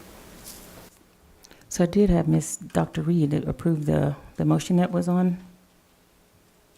If you didn't, then I misunderstood. Did you make a motion? No, I just thought you in terms of approval, but Ms. Capps? I just had a couple more questions for Mr. Matsuoka. Obviously without naming names, do you have someone in mind for this job description? I do not. And again, it's challenging because I have, my questions are about the part-time nature and how hard that is to hire somebody of part-time. I would just like to make a comment, but you're making assumptions that there's going to be a part-time, that you're talking about the report. We haven't even had a discussion about it. Right now, the focus is on the job description at hand, which I think is something that we should be looking at. This is a job description for a TOSA, one FTE, to, however that's divided or whatever, but the implication is that there is a TOSA who is going to be working, or a combination of TOSAs, I don't know, that's the how, but 1.0 FTE. So I think if we want to move forward and really get this to happen, we have to have a job description to do something. Sure, I'll answer that. The reason why I was requested the change in format and is I'm worried. I'm worried that this will not be as fulfilling as we need it to be. I don't agree that the district has made great gains on sustainability. I've had several board members previously saying, this is so amazing. We've tried for, in one case, like almost a decade to try to get more activity on sustainability. I do see some progress, and so there's a lot of history that we are far behind as a district. We have no solar on any building in this district. There are so many ways in which Oxnard is saving money in ways that we are not saving money.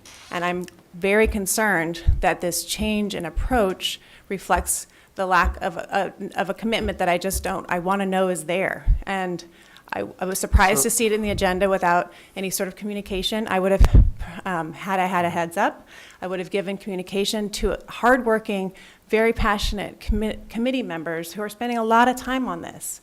And they're out there in their schools doing a lot of things. I can tell you from personal experience, the Green Committee at Roosevelt has been trying for 4 years to get a scrap program.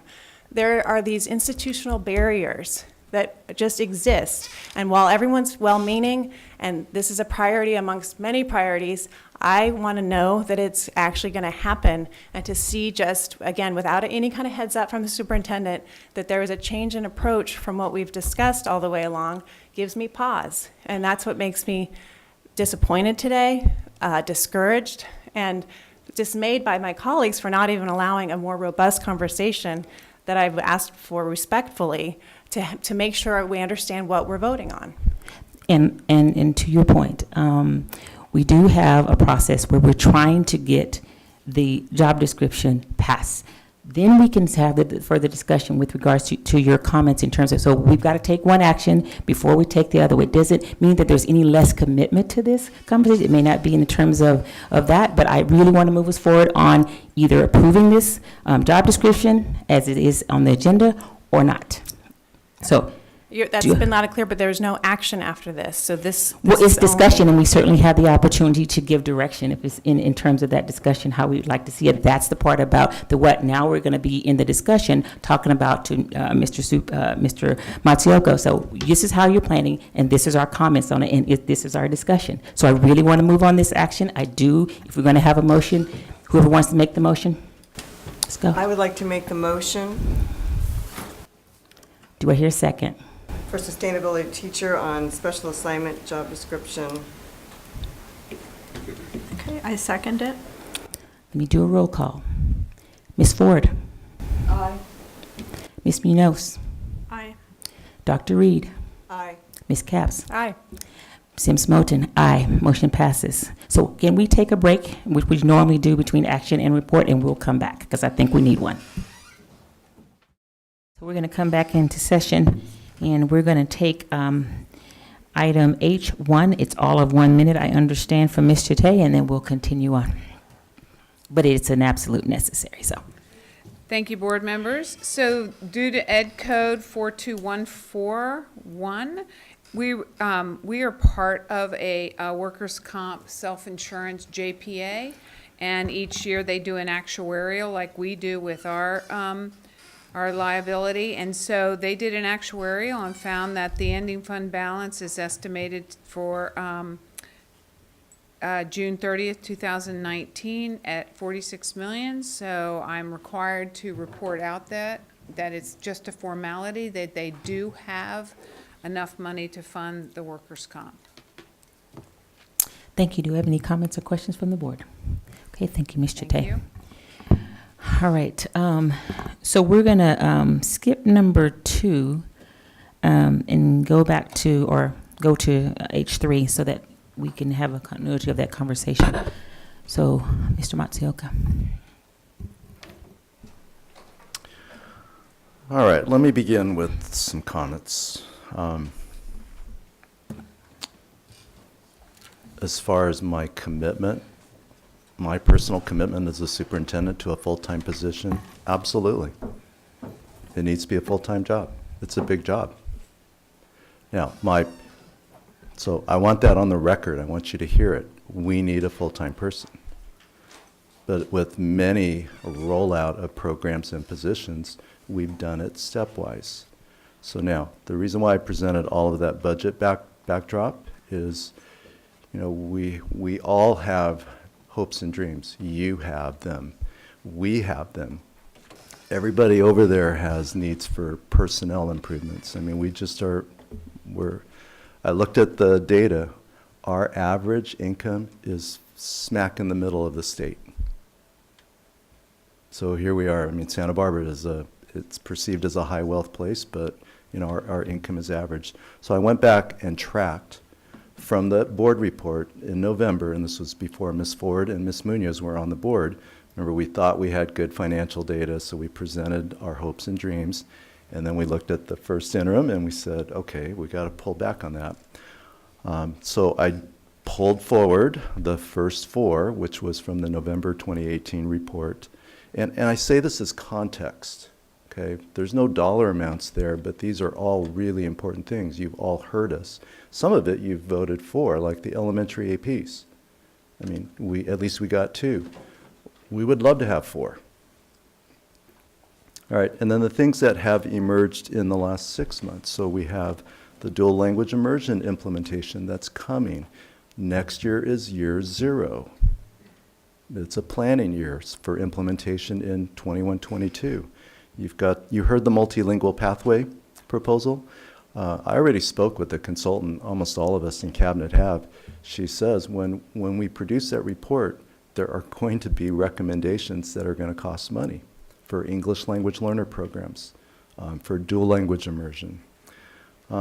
We've become, I don't know if we've become more aware, but our facility custodial needs, we're still restoring the cuts from the last recession. And then you've just been through the request for ethnic studies now for qualified teachers. And so we have challenges on so many fronts. All right, so that's just backdrop. All right, as I thought about the hiring of this position, okay, I want you to hear me on this because hiring is so important. We approved a job description. Great. If I posted a position tomorrow, our certificated teacher workforce is not checking email right now. They're on vacation. So from a due process standpoint, if I post a position that's brand new, and it's a really great job, I think we could have a lot of interest, but then we hire and fill it by late July, I think we will be rightfully criticized. Why did you run that during summer? How come you didn't run that when we were in town? My concern is if we were to fill that in early August, and let's say we hire a teacher from our district, we don't know where that teacher is going to come from. It could be secondary, it could be elementary. But I'm going to throw out a hypothetical. I'm going to use my teaching background. What if it was a high school chemistry teacher? Or the construction CTE teacher at one of our schools. And we pull that person out August 5th or 6th. And we're opening school on August 20th. That's probably my biggest pause with going so fast. Because, yeah, we could fill the position, and then we create an instructional dilemma for 150 kids or 32 kids in an elementary classroom. I don't like doing that. I don't like filling holes so late in the summer. And so, yes, commitment to full-time, but let's do an appropriate process. And as far as filling it, I mean, maybe we find enough people that it becomes a full-time team. I mean, I'd be fine with that. In fact, there was a time right after the request, my first cut at this was actually a team approach instead of a position approach, because the job description has a lot of domains. It actually goes back to the 5 dimensions of the program. So the reason why I'm recommending a slower approach, couple things. We just approved the budget. All right, it's not in the budget. can we afford another FTE? We can afford it, but we should always do things as part of a whole development process. My biggest concern is asking us to hire in the dead of summer is not the right time to hire a quality person in a quality position. So those are my comments. This is going to be a full-time position. I'm just suggesting a 2-year process to get there. So those are my opening comments. Comments from the board? Ms. Ford? I think there's actually a solution, and I've done it a few times successfully, and that is you open the position and you, full-time, you open the position and you keep it open perhaps a month, and then with the understanding that maybe the job actually starts October 1st. So if you get a chemistry teacher that is really good, they start the year out. You find a new chemistry teacher, and then they transition to their new position. I think that happens all the time, and I have a very strong fear, coming from my experience, that this would be a lost year because of it being part-time, and that concerns me. Because it really, to all the points that were made earlier, it's visionary, it's powerful, it shows commitment, and I just don't think a part-time person could accomplish much in a year. All right, let's make this an interactive dialogue. Hiring a chemistry teacher in September, October is almost impossible. Okay, that's hypothetical. Well- So scratch it. You don't know what your applications will look like. We're all guessing. Is it a Sure. science teacher? Is it a third grade teacher? Is it someone from another city? I don't know. That, I thought Laura's question was good as to whether you have someone in mind, because I have no idea who really is going to be excited and passionate about this job. I don't know, but I'm excited that someone would see it and want to start as soon as possible. Additional comments? Ms. Capps? Thank you. In my experience, teachers answer emails.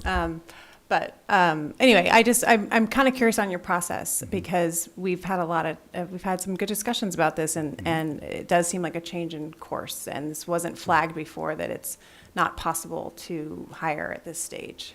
So I guess I just hope you understand that I do feel, again, as the person who's been communicating with a sustainability committee, that I didn't have a rationale, and we were very much caught off guard. So perhaps you could just acknowledge that this could have been communicated to someone who is not like you and has not been in the position of hiring teachers, that, originally this could have been flagged. Oh, this is a great idea. I love it. I'm committed, but there's no way we can get this off the ground, because now I've sort of kept this committee humming along, suggested that you might want to reach out to them, et cetera. And this feels like a change in course. It is a change in course. And now we're looking at posting it in winter of 2020. I share the concern of who could possibly do this job at a part-time position. It's quite daunting. We just discussed and had consensus around the fact that it's a quite daunting task, even as a full-time position. So as far as a change in direction, this thing moved really fast. I mean, I looked at the board meeting date. It was April 23rd. Okay, so I appreciate the acknowledgement of the board, how fast this has moved. Right? And so, you give me an assignment. I created the job description. I did need a month because of graduation. During that time, as I started thinking about, okay, the actual HR execution of this is going to be really problematic during summer. So, Laura, I know this caught you off guard. I apologize to you that it feels like a change in course. But this is a board conversation. Okay? I feel like I get a lot of singular direction from you about this topic. And this needs to be a whole superintendent board governance team decision. Well, but it was her vision. Well, okay, when we have, so I work for a board, but I also work for 5 individuals, and this just gets to some of the hardest parts of being a superintendent. I try to attend to each board member's hopes and dreams, but there's a bigger picture sometimes. There is. Thank you. He's addressing me. This is a committee of people, and it's not just me. I appreciate the apology, but it's a committee, and it's also a community that really cares about this. And there's been, to that point, there's been so much attention around this position. So I think that hopefully will aid in the response. And so I do think we're behaving on hypotheticals. I would ask if you find somebody who could potentially do it as a full-time position and isn't then ignoring a classroom, as you've identified, could be a situation. Is that something you would entertain, that this could be a full-time position, again, given that where we live and the dedication towards sustainability and the fact that there could be, in fact, somebody who's perhaps even from the committee of people who've self-selected to be working on this? Would that be something that you could entertain, that this could be full-time from the beginning? Well, it could be. I mean, I could post it as full-time, but I can't predict, I can't control who applies, and I can't filter who to interview based on your teaching position. So like if I get a high school teacher in a role, if they're the best candidate, we need to interview them. I'm not going to filter candidates based on the potential impact of the classroom that they leave. That's just not a good HR practice. I have to interview the candidates that apply. My concern, if we enter a process and it's full-time, the chances of it creating a dilemma for us on a hiring and staffing is reasonably high. And so you ask me to run the personnel of the district. I think that's a bad decision from an operational leadership standpoint. I mean, hiring a position in July and August, I mean, we're trying to fill the last spots. It's really hard. The candidate pool isn't out there. Now, I think this is a new job, so we're going to get interest, but the domino effect of that, do we have to do that this first year? Can we get there stepwise? That's what I'm asking the board. And so this was not clear to you then when we had this previous report? Well, it's moving pretty fast. So, the job description, that was my first task. I mean, it got delayed by a couple weeks because of graduation as I started writing it. I honestly started looking at the calendar of when we approved this. Okay, it's June 25th. Almost the entire cabinet is about to depart on vacations for the next 3 weeks. So to post a position, screen it, hire it, I mean, this thing's going to get filled in early August. We're not going to have a candidate to recommend on July 23rd because we're all gone.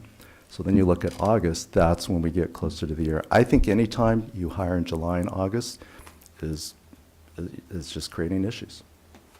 I have one more question. Thank you. So, I mean, if you want to go next, you can.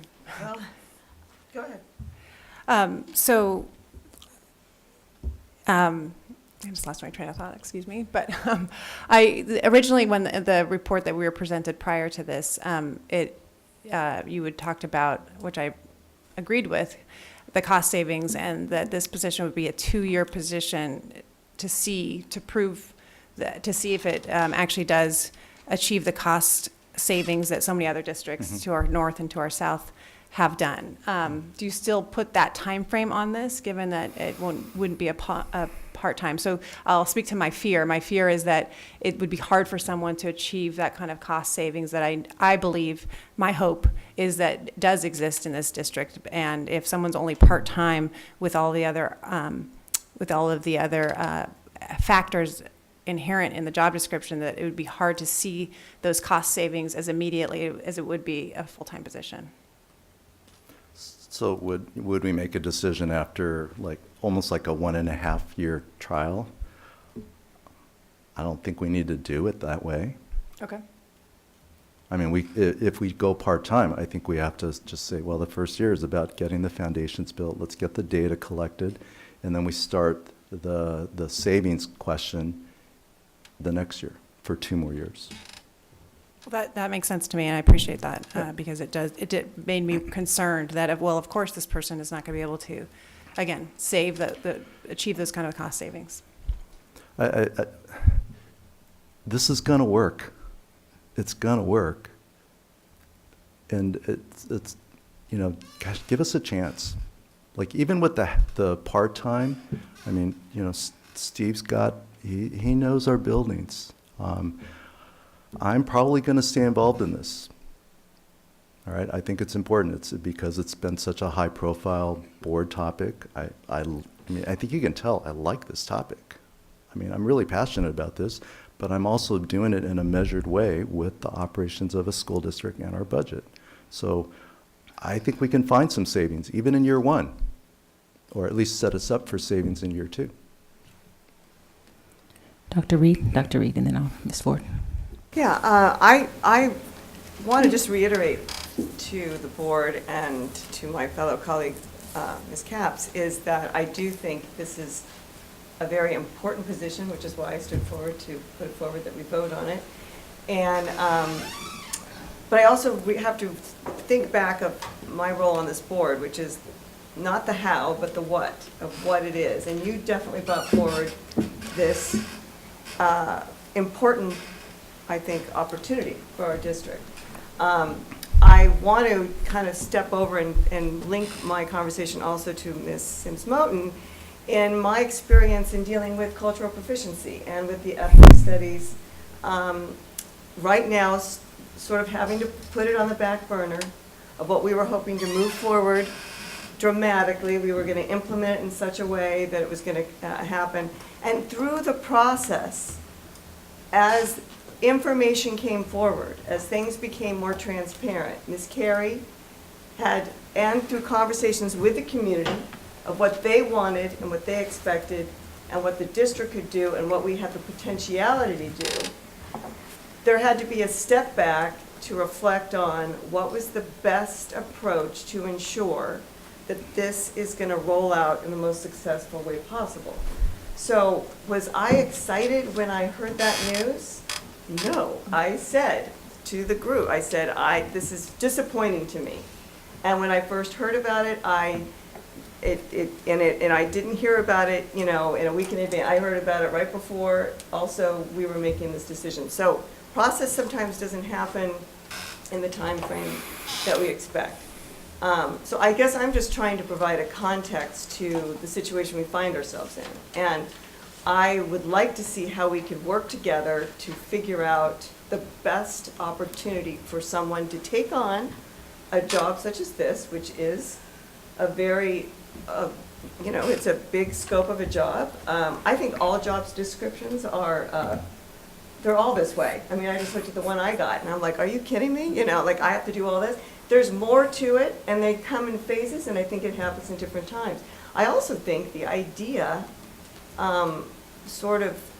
that you threw out, Mr. Matsuoka, as a team, I don't know, maybe that's a way. So as a team, you could have more, perhaps, impact in areas across the 5 domains versus one person who happens to be more, have the ability to maybe be more facilities oriented, but there's definitely going to be somebody that's more teaching and learning oriented.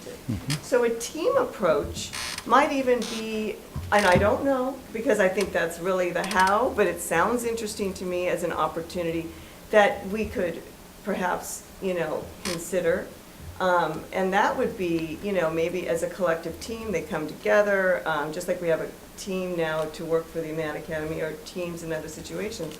I think that there's a lot of brainstorming that could be done in that situation. So I guess I'm just trying to, I don't know what the best approach is. I want to understand. We want to make this happen. I feel very strongly it needs to happen. So I want to make sure that when it is rolled out and when it does happen, that we're going to do it in the most effective and robust way we can to ensure that it is successful. So a book that has been shaping my thoughts about orgs and how you get work done is Team of Teams. And he talks a lot about interdisciplinary teams and breaking down silos.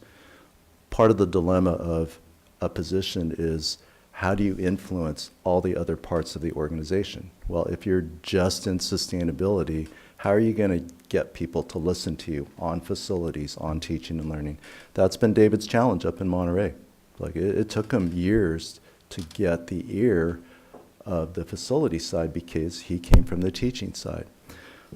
Again, my first cut at this was actually a team structure, but I heard the push for a position, so we have a job description. That could be a person, but there's a lot of merit to a team approach that it could net out to 1.0 FTE by next year. It could. I would say give us a chance to think about it and post and hire maybe for, okay, I would love to have a CTE construction person as part of this, but I need somebody who can run spreadsheets. I need somebody who's good with data. And then maybe somebody who can actually start thinking about the teaching and learning side. So, you know, part of it is we get hung up on a position sometimes and a person. Sometimes it can be multiple people in part-time roles fulfilling a team. And we might get some synergy that we wouldn't get with just one person trying to solve everything in that job description. Ms. Munoz? Yes, I know when the topic of, sustainability was brought up by Ms. Capps, I was concerned about like the other priorities and so forth. But the more I thought about it, after speaking with Mr. Matsuoka when he went up to Monterey, I got excited about it. And I know that we could implement it. And that if we plan it properly, it can be, successful. And, as you said, involving others in the team. I just think that I value, I just want to say, like, I value your courage in bringing this up and also the work of the committee. And I believe in that vision that we can make it happen. If we do this properly, if we do it, and we'll learn from the first having this person, hopefully this ideal person who will be half-time and work with the team, and then learn from that and then increase the hours to an FTE. Ms. Ford? Thanks. I totally honor the difficulty that you foresee in terms of possibly not finding a good candidate or having some sort of a domino effect on the difficulty of hiring. But I'm wondering, just because I've learned over the years that there's just you have to capitalize on experience, but crystal balling doesn't always work. And I'm wondering if you just open the position and see what applications come in. And there may be something that is someone that is very exciting, or it may be people who are in part-time positions that they're not ready to leave. I just think I'd like to believe that the potential for it to be full-time would work out, and that you could, by putting it on EdJoin, just see what you get, rather than deciding that it's impossible to do this right away. I understand everything is hard to fill these days, but I just love to see who's interested in this job and if there's someone who could do it full-time. Yeah, Board, we're getting into the execution of this, into the how. Well, you asked us, please, I feel like you're scolding me, and it's an agenda item for discussion. Okay, and I've stated my reasons why I think posting it as a full-time just to see. Again, I'm going to repeat then what the constraints are. I can't predict who's going to apply. Right. I'm not going to screen out people who would be hard to backfill. So here's my dilemma. It's like I'm designing a process that's going to create a second-tier problem. And maybe, but I could solve it another way too. With a combination of part-time people that doesn't create that domino effect, it might create a synergy of team that could be even better. Could be. Right. So who makes the decision about process?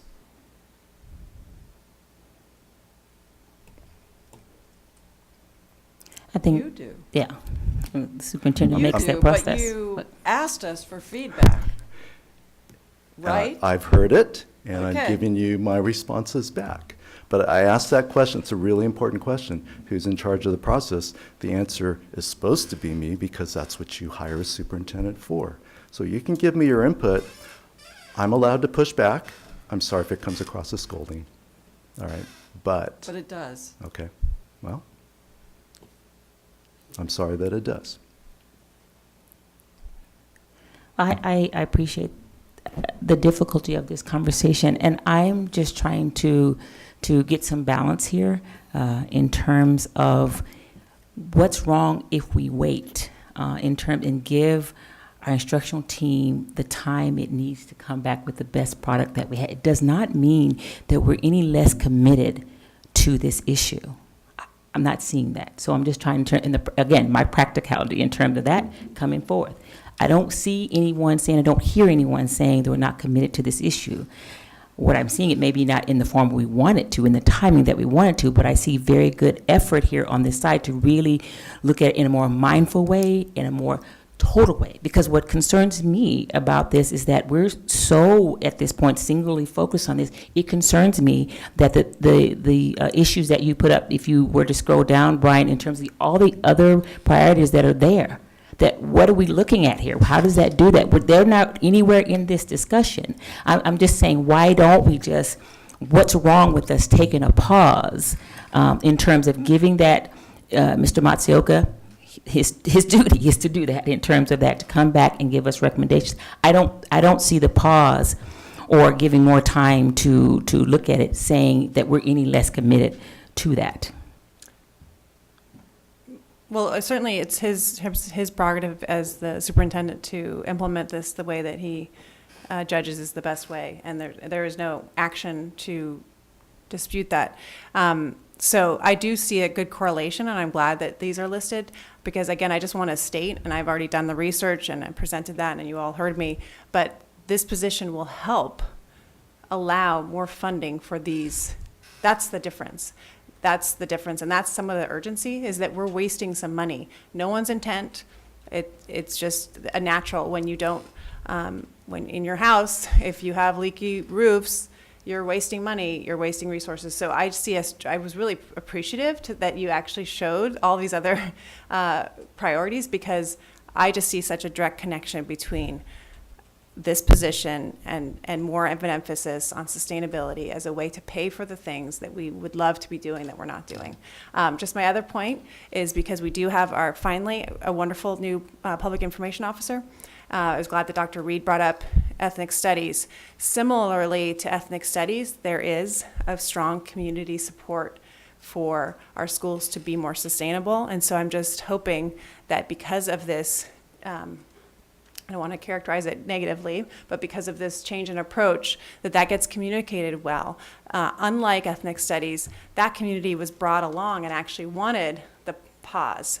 This community has yet to hear about it, and so I hope that we can just talk a little bit more. I beg to differ on the community wanting the pause. They did not want the pause. It was a very difficult conversation of many over conversations. They came to a compromise. I was still talking. Yes, I know, but I just wanted to say that part. So didn't mean to interrupt you, Ms. Capps. So just needed to make that correction. So. But they understood when it was presented at the board. So but I'll rephrase that just more generally, that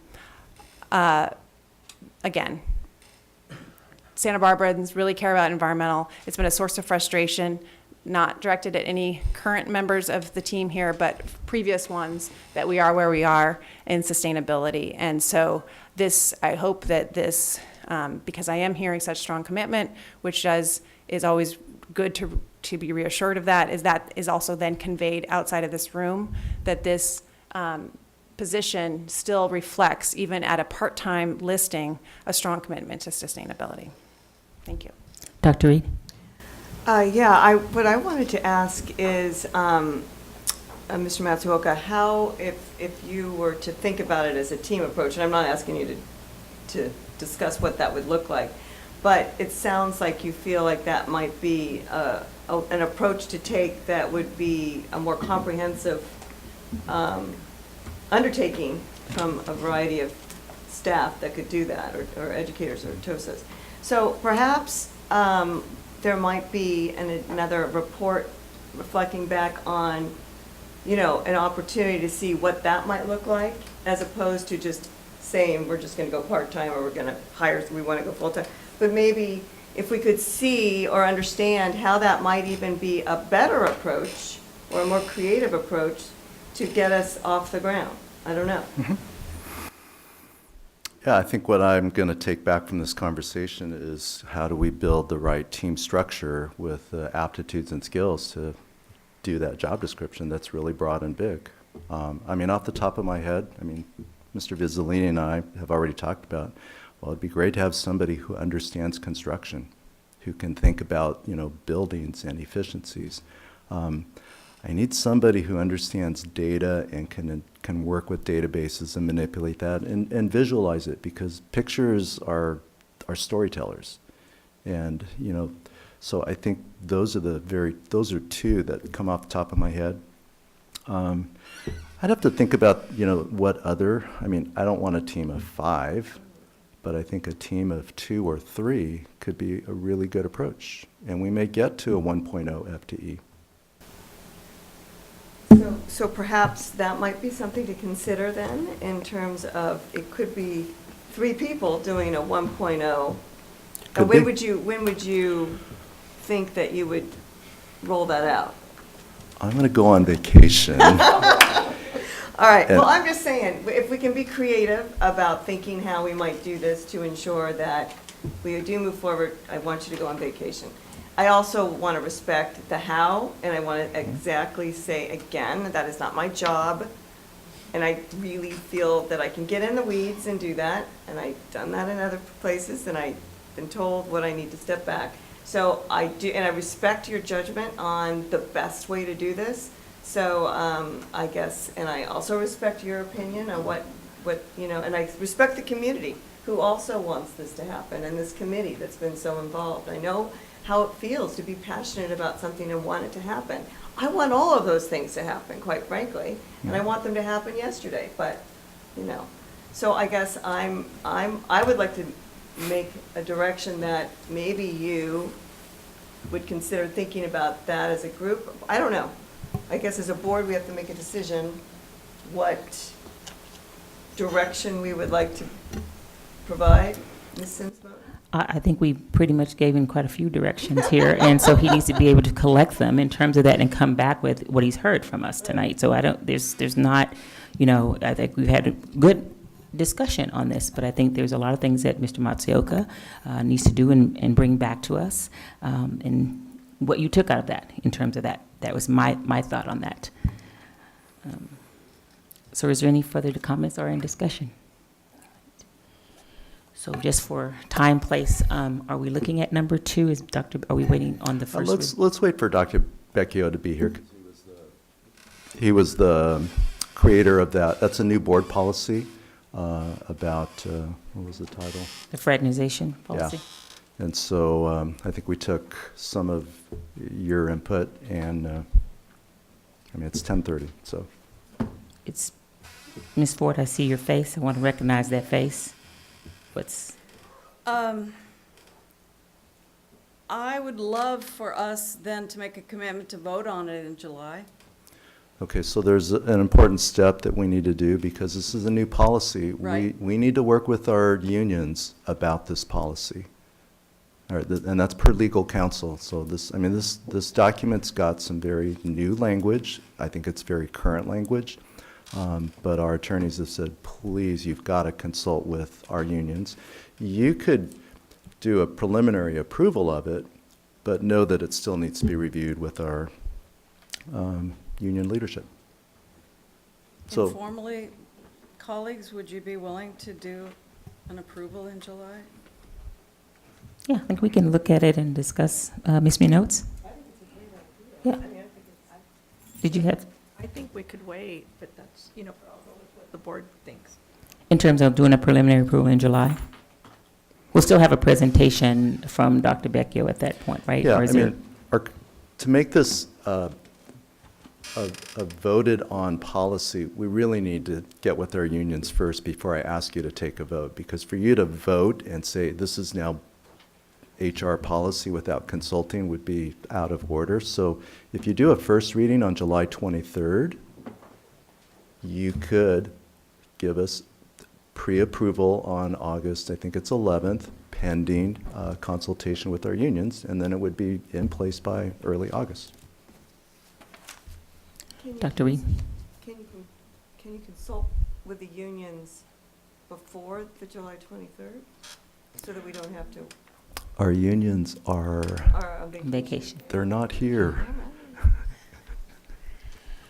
Okay, so that sounds like, is that a good process in terms of meeting your needs, or? Maybe Ms. Ford? could I just have a little bit more information about how it would work for the unions? We need to sit down and review the language just to make sure that there's not something in there that they just find, I don't know, too aggressive or too controversial. I mean, I think it's fine. I mean, but, you know, I'm a superintendent. I think our unions will look at it from their lens. And so, you know, our unions work really well with us. I don't think it's going to be a problem, but it's a process and a step we need to do. Okay, so as we move down the agenda, any coming events that anyone would like to let us know, other than vacation for this very overworked staff? All of and us. all of us need this break. Any future agenda items? Okay, Ms. Capps. Yeah, I wanted to raise one as a possibility. So I've been, it's been brought to my attention what's happening in Carpinteria Unified School District with cannabis farms growing up right around, literally, this is Carpinteria High School. I can pass this out. I got only a few of them, but there's cannabis farms across the street, and that community is dealing with a lot. And so I actually looked up, there's one about a little over half a mile from Dos Pueblos High School. And there's a potential for one to be someday right across the street from San Marcos. So I know this is a big, probably a new topic because it's a new law, but I think we should consider some sort of ordinance at some, or policy at some stage about proximity of cannabis near our schools. I think it's probably mostly an impact of our schools in Goleta, but Goleta, Dos Pueblos probably being the one, because it's really, the state law is really deferring to local authorities and a school district. I think things would be a lot different in Carpinteria if they had known to pass something to prohibit what's happening there. So just wanted to flag that. I don't know who that might be directed towards in terms of staff, but I think it's So something you're that's asking it looking- to come back as a report, or what are you asking for it to do? I defer to, I mean, I'm raising it as a topic that I Yeah. think we should be concerned about, given the proliferation of cannabis in California and especially in this county. Yeah. So I'm just kind of putting it out there. I'm willing to do research or be of help in any regard, but I think it's something that we shouldn't ignore because it's a kind of a fast-rolling train. Is that going to be more of a, if we were to get collaboration with other agencies, would that be more county? Well, the county is allowed, yeah, I mean, the county is allowed for it to be, for cannabis cultivation to be 700 feet, 750 feet, which is quite close. Yeah, it's like 2 football fields. So we would have to supersede that. Okay. And they would defer to, if we can get ahead of it, that's what I'm asking for, is Okay. that I believe, in my opinion, that is too lax. And what I've heard from a lot of concerned people around Carpinteria High School is that they wish that they had created some sort of policy to prohibit this from happening. And they So- were caught off guard. I'm sorry to interrupt you. So just on the point about Carpinteria, has the Unified School District there approached this, or do you know anything about how they're working on it? The district there, the school district there? Are they working on the same type of? I don't know specifically their actions, but Okay. I know that it's a big concern. And New York Times had an article about respiratory issues. They literally have to air out the classrooms every morning at Carpinteria High before kids can come in. Yeah. So I don't know if it's a form of a resolution, even if it's a general resolution, maybe similar to a climate one, that we just want to make sure that we're consulted with or something like that. I just, again, I don't want us to get caught flat-footed. Thanks. Okay. Ms. Ford? In the spirit of sort of closing the loop, really one of the hardest things for us to do as educators sometimes, I'd love to bring GATE back, some kind of a review of GATE, the data that we have asked for, and also plans going forward, the possible task force, et cetera. I think we left a lot of things not tied up. The task force on GATE, is that what you're saying? Well, I think there was discussion about the possibility of Okay. that, but Just wanna make in sure. general, just want to come back for where we're going with GATE next year. Okay. And also, Ms. Wagner, Dr. Wagner, we were going to talk about the e-cigarettes or the Juul products that's going on with our students. I know you were saying with the safety task force, you might be bringing a report back in September. Is that still on task for do that? For fall. For fall, okay. All right. September, we'll shoot for September. Okay. Thank you. All right. Well, it's been a rough few months, too many to name at this point. However, we will adjourn to July 23rd. Wish everybody some great rest and relaxation. We're going to need it because we're going to have work to do when we get back. So good to see you. Thank you for all your hard work. Thank you, board, as well. So we are adjourned.